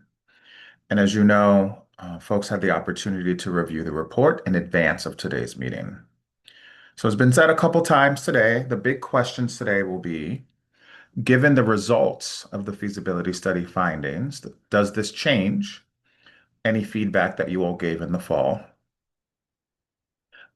Just want to remind everyone, we will have plenty of time to discuss this further. And so I'd like to now invite Member Jones and Member Lopez Valdez to join me for our presentation, and they will walk through our process and where we landed. Beautiful. Happy to be here with you all and having the opportunity to go over 2 dynamic proposals that really go hand in hand with each other. So we'll kick it off and kind of go over some general reflections, some things that we discovered, and some talking points. Let's go to the next slide. So just giving a little overview of the proposal. Of course, we went over these in the fall of 2025. Today, being able to present the draft report. Next steps would be in May, Governing Board will hold a deliberative public discussion around it. And then in August, it'll be scheduled to approve the annual work plan. So just giving us a glimpse of where we currently are. Next slide. And so overview of the proposals, I'll go over train the trainer and then Carla will go over engagement plans. So trainer model, essentially we've been hearing about it throughout this entire meeting. How are we best equipping our advisory board members to truly be ambassadors and trusted messengers with everything regarding C2C in the data system, making sure that we are all speaking cohesively, speaking the same language, and are on the same page when we are now training partners, community organizations, family, students, and community leaders. That is the main premise of the train the trainer ambassador model that we discovered. And then I'll pass it over to Carla. Thank you so much, Member Jones. Really thinking about the engagement plan for data providers. The proposal is really focused on deepening those partnerships with the 11 data provider agencies that hold seats in the CTC governing board, and really being able to build a system where they are reflecting the experiences of students and employees of their respective agencies. Excuse me, and really being able to uplifting how best to use these tools and how to ensure that the tools that are being built are useful and actionable for the public, not only for one-time usage, but long-term and sustainable engagement with the data itself. Next slide. Cool. Some general reflections that we looked as we reflected through the previous meeting. Again, just very strong alignments between the two proposals. It's about how do we get how do we get more boots on the ground and more people out there speaking about the data system. And so speaking more to community engagement, both focused on that as well. So how do we get more community engagement involved as advisory board members, but also data providers, what are their roles in terms of community engagement and being able to provide ongoing feedback. Also, again, just showing how well that they complement each other to close gaps that currently exist in knowledge for us as advisory board members and then for the community broad. But really being able to build, just being able to build more cohesiveness among the knowledge that we're sharing about the data system. Yeah, and something that we've talked about in this meeting a number of times is really that the CTC team is a small team with a limited budget. And so how these and the implementation of the proposals themselves impact all of that. And also being able to acknowledge that um, staff transitions happen. In looking at the state budget will also impact the implementation and the long-term implementation of the proposal itself. Also thinking about like both proposals advance the mission and the vision of the work, and how best can we move these forward with again looking at the long-term implementation of it and looking at the changes that are happening across the board composition and how can these be really again implemented long-term. Beautiful. Next slide.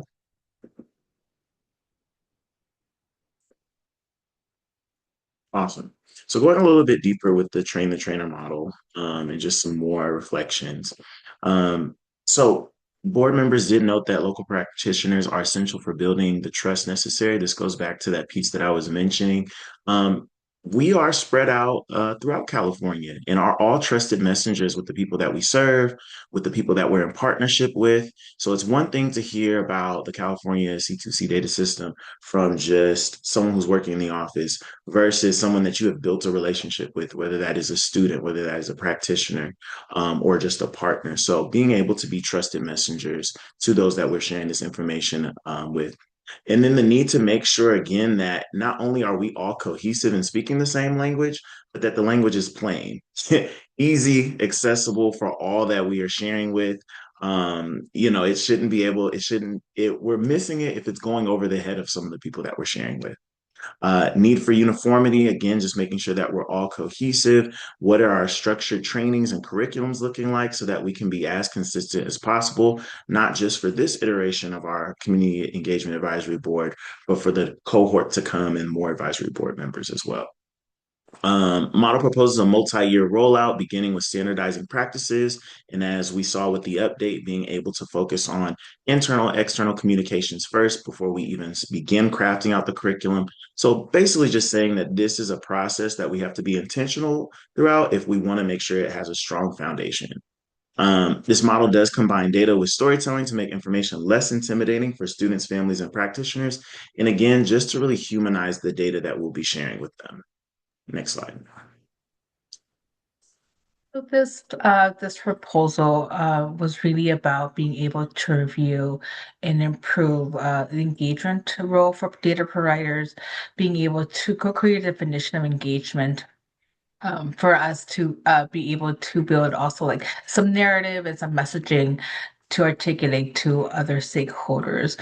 Um, and also being, some members did uplift that they do believe providers should focus solely on the data and not being in that in the relationship building phases of this work.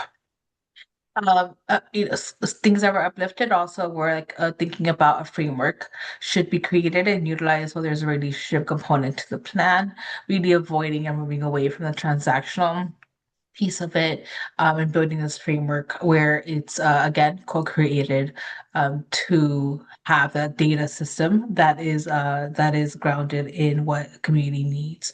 Also being able to develop ongoing two-way communication, so providers can share their experiences, their capacity constraints.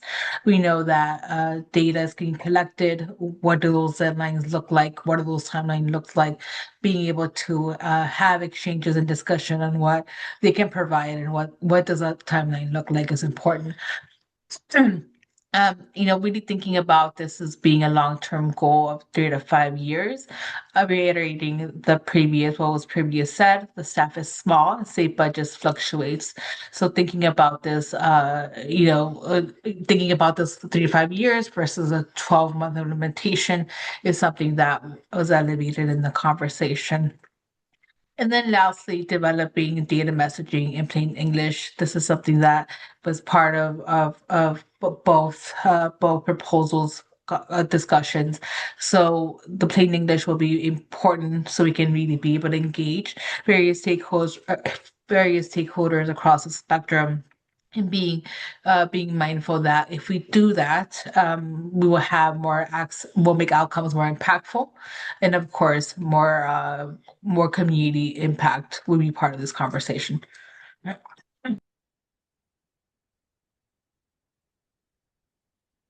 Beautiful. And I believe that is, yeah, that's our final slide. So just opening up the floor for any questions.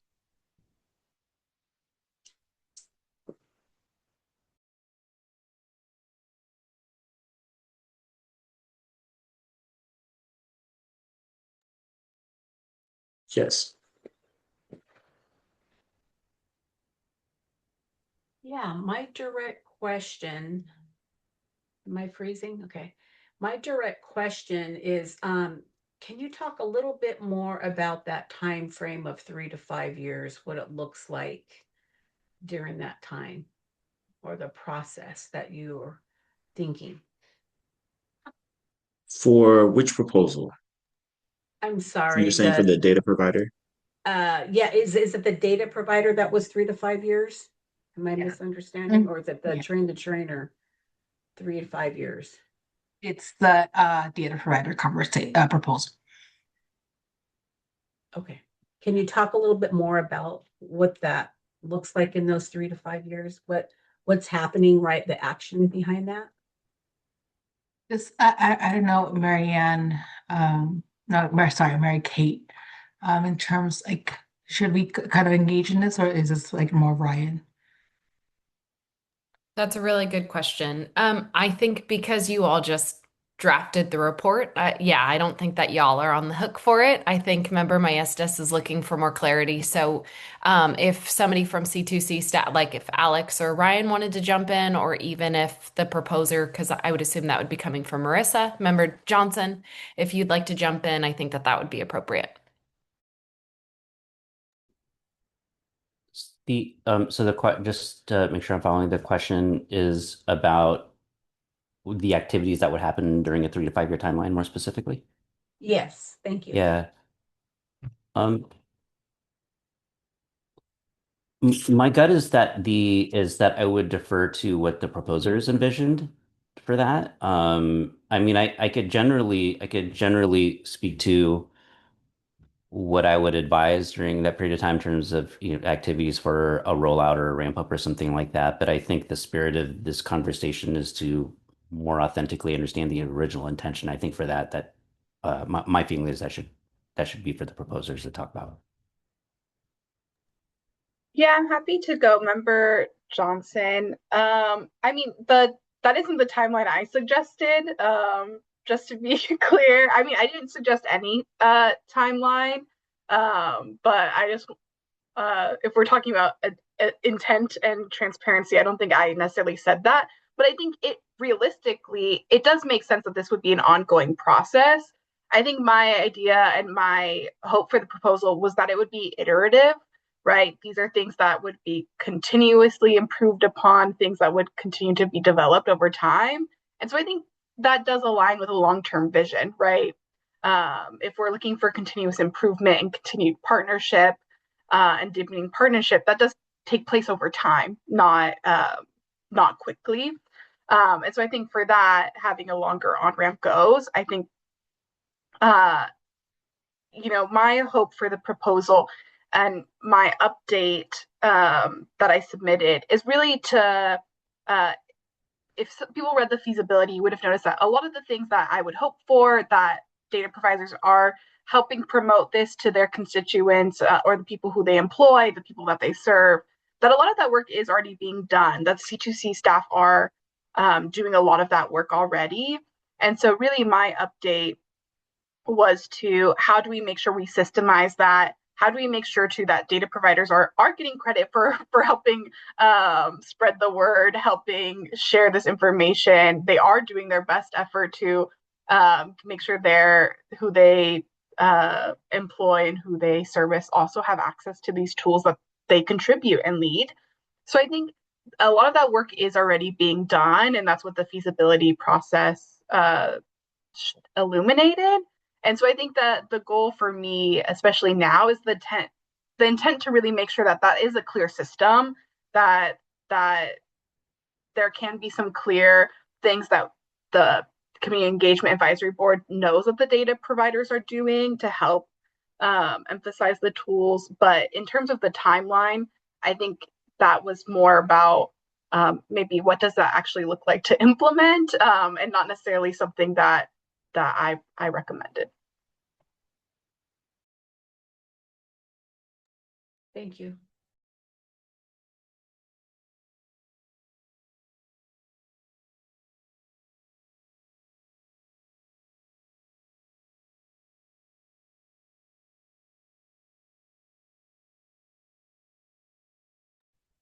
Sounds like there's no further questions.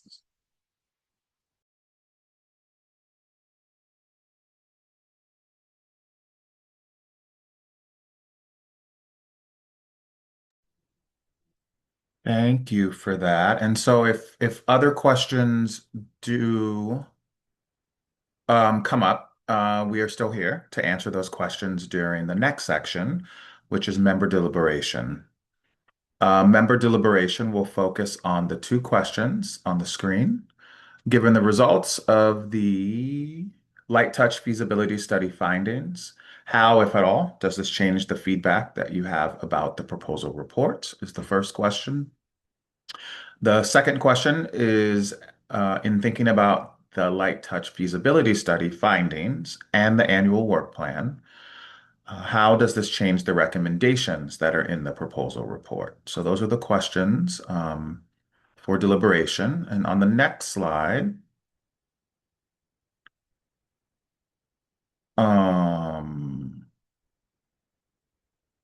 yes, I just want to thank Darrell and Carla for voicing over the next steps in their presentation.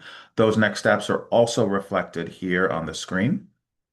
And before I hand it off and we go into member deliberation, I want to be sure to appreciate members Gamboa, Johnson, and Takagi for their thoughtful and careful consideration that they put into the proposals. And as Mary Kate shared earlier during today's meeting, every idea, as we've been trying to reiterate, is like a seed. And when the conditions are right, we think that those ideas could germinate. So much like a garden, these ideas and the conversations that started to bloom in the fall meeting and will continue to grow today will be reconsidered as we move forward. So whether or not that is through reflecting on the community engagement efforts as we continue our work together, or how C2C continues to engage with our data providers, these ideas will remain. So just want to again thank you all for coming prepared to engage. And at this time, I'm going to hand it back to Alex to lead part two of our deliberations today. Thank you, Dr. Nellum, and thank you, Member Jones and Member Lopez Valdez. Excuse me. We have approximately 20 minutes allocated now for member deliberation and ideation. I want to just get a thumbs up from the C2C team that we do have the full 20 minutes, though I know we're a little behind schedule. This is important, so take it. Okay, so now is an opportunity to hear from you all on those two questions that Dr. Nellum flagged for you, and that's in your big picture reflection chart. So given the results of the light touch feasibility studies, how does this change the feedback, what's included in the proposal report, and then how does it change the recommendations? So once again, to ensure that everyone has an opportunity to contribute to the discussion, please raise your hand. And I will do my best to leave plenty of wait time. I'll now open up the floor.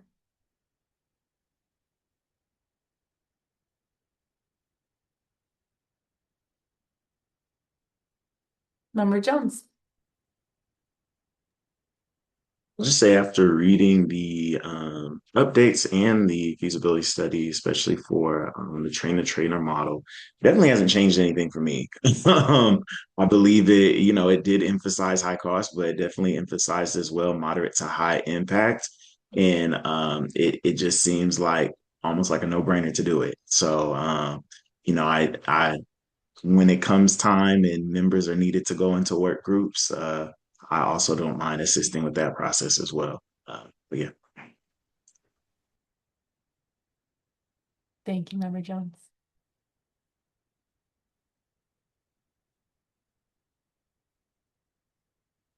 Member Johnson. Hey, I can go. Hopefully, I don't freeze because I'm getting a little bit of issues, but tech issues. But I just want to thank you for your work on the report. I feel like it reflected both of the proposals really well, and some of the conversations I remember us having, like talking about how they sort of pair each other and find different ways to try to support the small team, but also acknowledging that it's going to take some work to put these things in place. So I just wanted to appreciate the report because I feel like it reflected our conversation really well and highlighted sort of the strengths and sort of what C2C needs to sort of ramp this up and bring some of these ideas to life, because some of these conversations have been happening, like Member Gottlieb mentioned earlier, for a bit now, and I think we've all just been trying to find ways to make this work, acknowledging that I think any community engagement is going to be a big lift in terms of like what it actually means to like connect with people, to reach out to people, to try to find people who are not looking for you. Like all of that takes a significant amount of work. And so I think that's always going to be sort of the hard part with these community engagement proposals and ideas, is that they're not going to be easy to move quickly, just because community engagement it takes a lot to do in general, and to do it well especially. And so just want to thank you all for the report. I think it captured everything really well. And I think too, it captured too some of the facts that we learned from feasibility already, but I think maybe emphasizing the pieces of like some of this work is already in motion on both fronts of the proposal, and sort of acknowledging that as well, to give credit to where credit's due to the C2C staff and the work they're currently moving.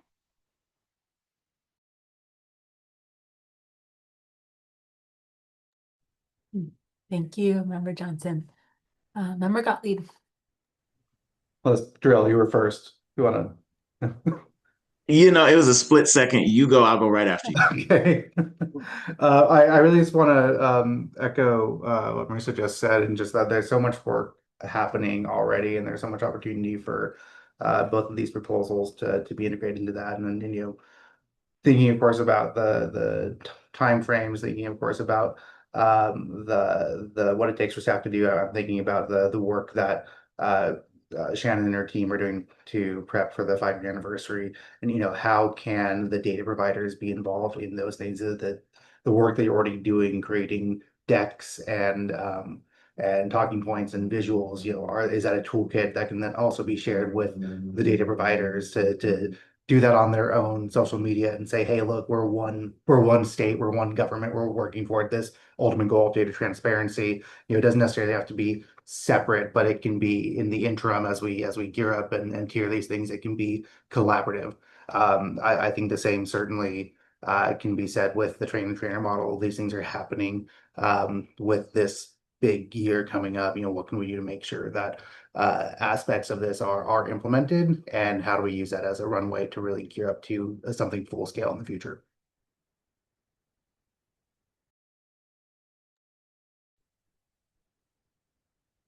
Hey, I do. Member Jones, your hand was up. It's down. Did you? That's because Adam took Okay. the words right out of my mouth. That's Okay. all that My was. bad. You should have gone first. Should have No, gone and first. that's why you had to go. I appreciate it. Couldn't have said it better. A lot of synergy happening. That's great. Member Gamboa. I kind of want to echo the same reflections that my colleagues are presenting right now, which is, really, really want to uplift the C2C staff. I mean, the amount of data, the amount of resources, the amount of stuff that you and we as a collective have access to. It's really, really awesome to see the pride that you put into it. And then just the care of making sure that there's consistent value in every action that we take on, because with having so much stuff, it's very easily to be distracted and go in 5 different avenues. But you're being deliberate about, like, is it, if we follow this path, are we making impact? Are we making outreach? And then also, are we reaching the right audiences? What is the messaging? Like, really, really appreciate that from all of you. And I think for our proposal, like, it really is about that, is making sure that the amount of time that we've all spent on this, that it doesn't get diluted as we expand out. So thank you again for all of that.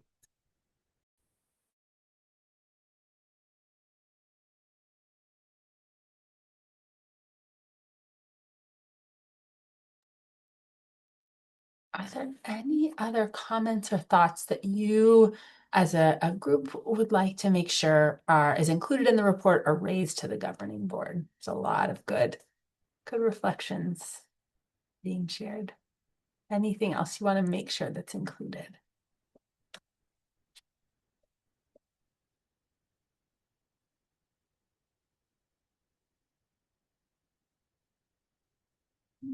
Okay.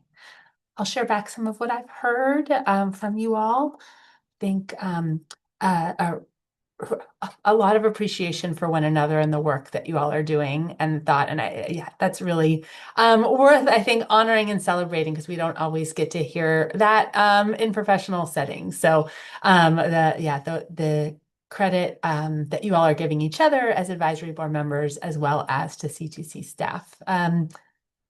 The recognition of that these are proposals that both have a long time horizon, that there is sort of a long runway to bring these intentions to life and scale them within the current realities of the work that the office is doing.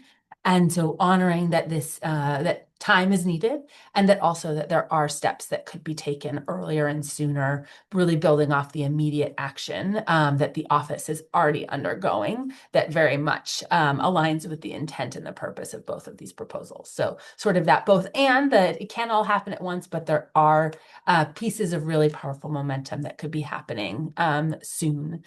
And yes, and then I think the importance of just of your role in being close to the communities and being able to really translate this information in that plain English. I think we heard that a lot, and the value there. So those are some of the things that I heard from your reflections today. Is there anything that I missed, or that anything else you really want to uplift? Member Jones. I'll just say, doubling down on Member Gottlieb's point earlier about, like, while both proposals may not happen simultaneously and we're executing both, but while we are crafting these one pagers, these slide decks, all of these different things, in my mind, I can't see why we aren't priming our data providers with this information and being like, hey, you now have these exact same training resources that we do. We're not saying that you need to go out and execute to the exact same level that we are holding our community engagement advisory board, but it's like you now are informed. You now have all the information so that should it come up in a conversation or as you are, continually giving out data or serving the people that you serve, you now at least have resources to share that with your community. And so that's how I kind of see it, because I like dipping in both hands in the pie, can't just choose one. But anyhow, that's how I kind of see you being able to prime data providers as we are creating the material. Thank you, Member Jones.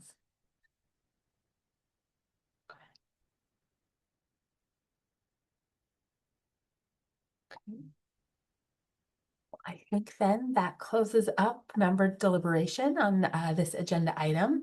Thank you all so much for engaging so thoughtfully.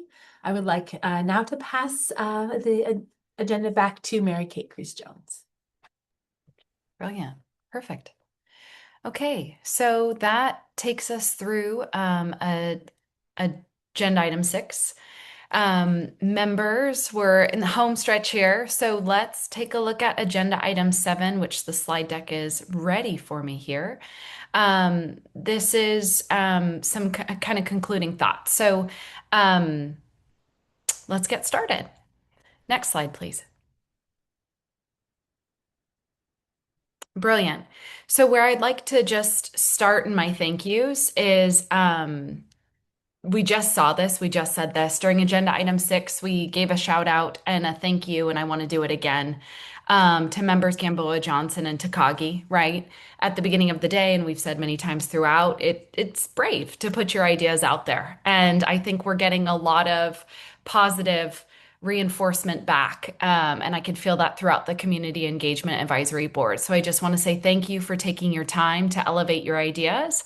They're appreciated. And I think Member Jones just eloquently showed us how in tandem the two separate thoughts come together quite well. So thank you for this. Who I would also like to say thank you to is on the next slide. And I'd like to thank members Jones and Lopez Valdez. You both, along with member Nellum, took a lot of time out of your lives to create the draft report, to create the slide deck to present to us today. You're going to do it again on May 20th to present it to the governing board. So thank you for stepping up for your colleagues, for digesting their answers, making it one cohesive response. On behalf of them, I'm thanking you. You kept the report going, right? We needed 2 folks to step up, and you both did it very well. And of course, Member Nellum, who's our liaison. So thank you very much.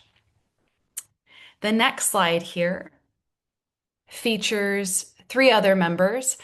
We see Member Johnson, Member Jones, and Member Gottlieb went out of alphabetical order there. Apologies, but I know y'all will thank me for it. And why I'm thanking them here is because, as I noted at my very first presentation, C2C holds a lot of public meetings, whether those are governing board meetings, whether those are advisory board meetings, whether those are our 4 committees that we house, or our community conversations. The 3 of you showed up, and it was outside of a community engagement space. We see you, and we appreciate you joining us in community on those days and times that you did. So thank you for that time and dedication. Community engagement events. Shannon previewed these, and I want to just say it again. We're very excited that in 2 weeks from today, yes, and I booked my ticket, so I will be there. I'm very excited. We're going to be in Southern California. So please, if you're local, if you're one of our Southern California folks, please join us. We're in your neighborhood, and normally we don't always have the opportunity to be.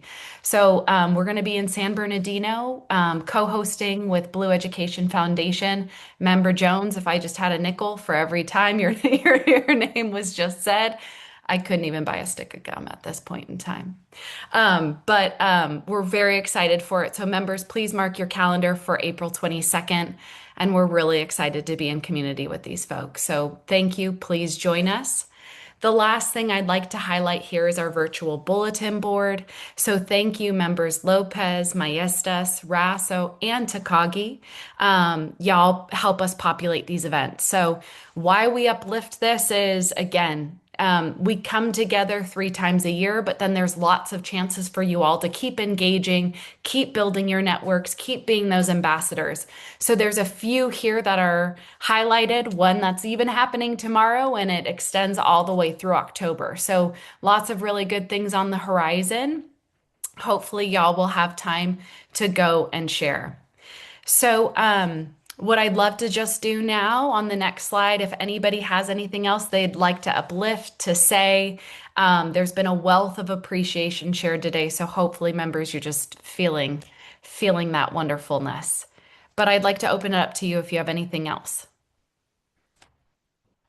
All right, Member Maestas, please. Thank you. I'm just learning so much, and I appreciate all the work from the staff and all the other members. Just really insightful information, and I'm excited to learn from each and one of you. Thank you for your hard work. Yeah, well said, and a +1. Thank you. Member Johnson, please. Yeah, I just want to thank you all for going to the IE, being in the Inland Empire, working with Blue to do that, and Member Jones. The campaign, we have a hub down there, and so we sent it out to all of our partners with like big capital letters, like C2C is in the Inland Empire. So just want to shout you guys out for making that trip and going to a region that sometimes is overlooked. And so really excited for you guys to be bringing C2C and making that happen. I love it. Thank you for uplifting the behind the scenes magic.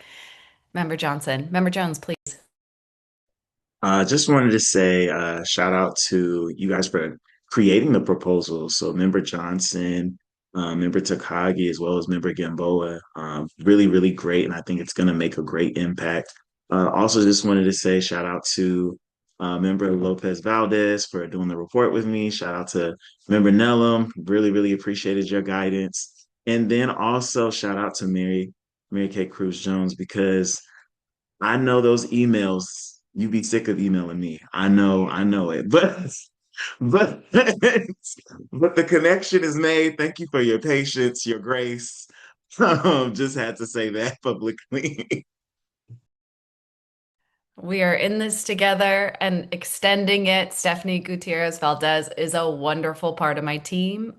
Also Arthi Wazu and Sophia Aguilar. So thank you. There's many, with many hands we make a lighter load. So yes.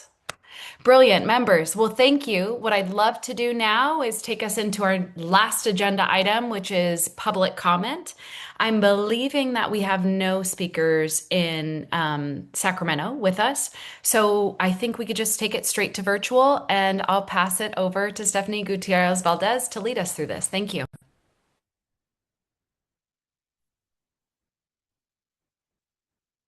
Thank you, Mary Kate Cruz Jones. Confirming we have no members of the public in Sacramento. For folks attending via Zoom, please raise your hand at this time if you would like to make a public comment.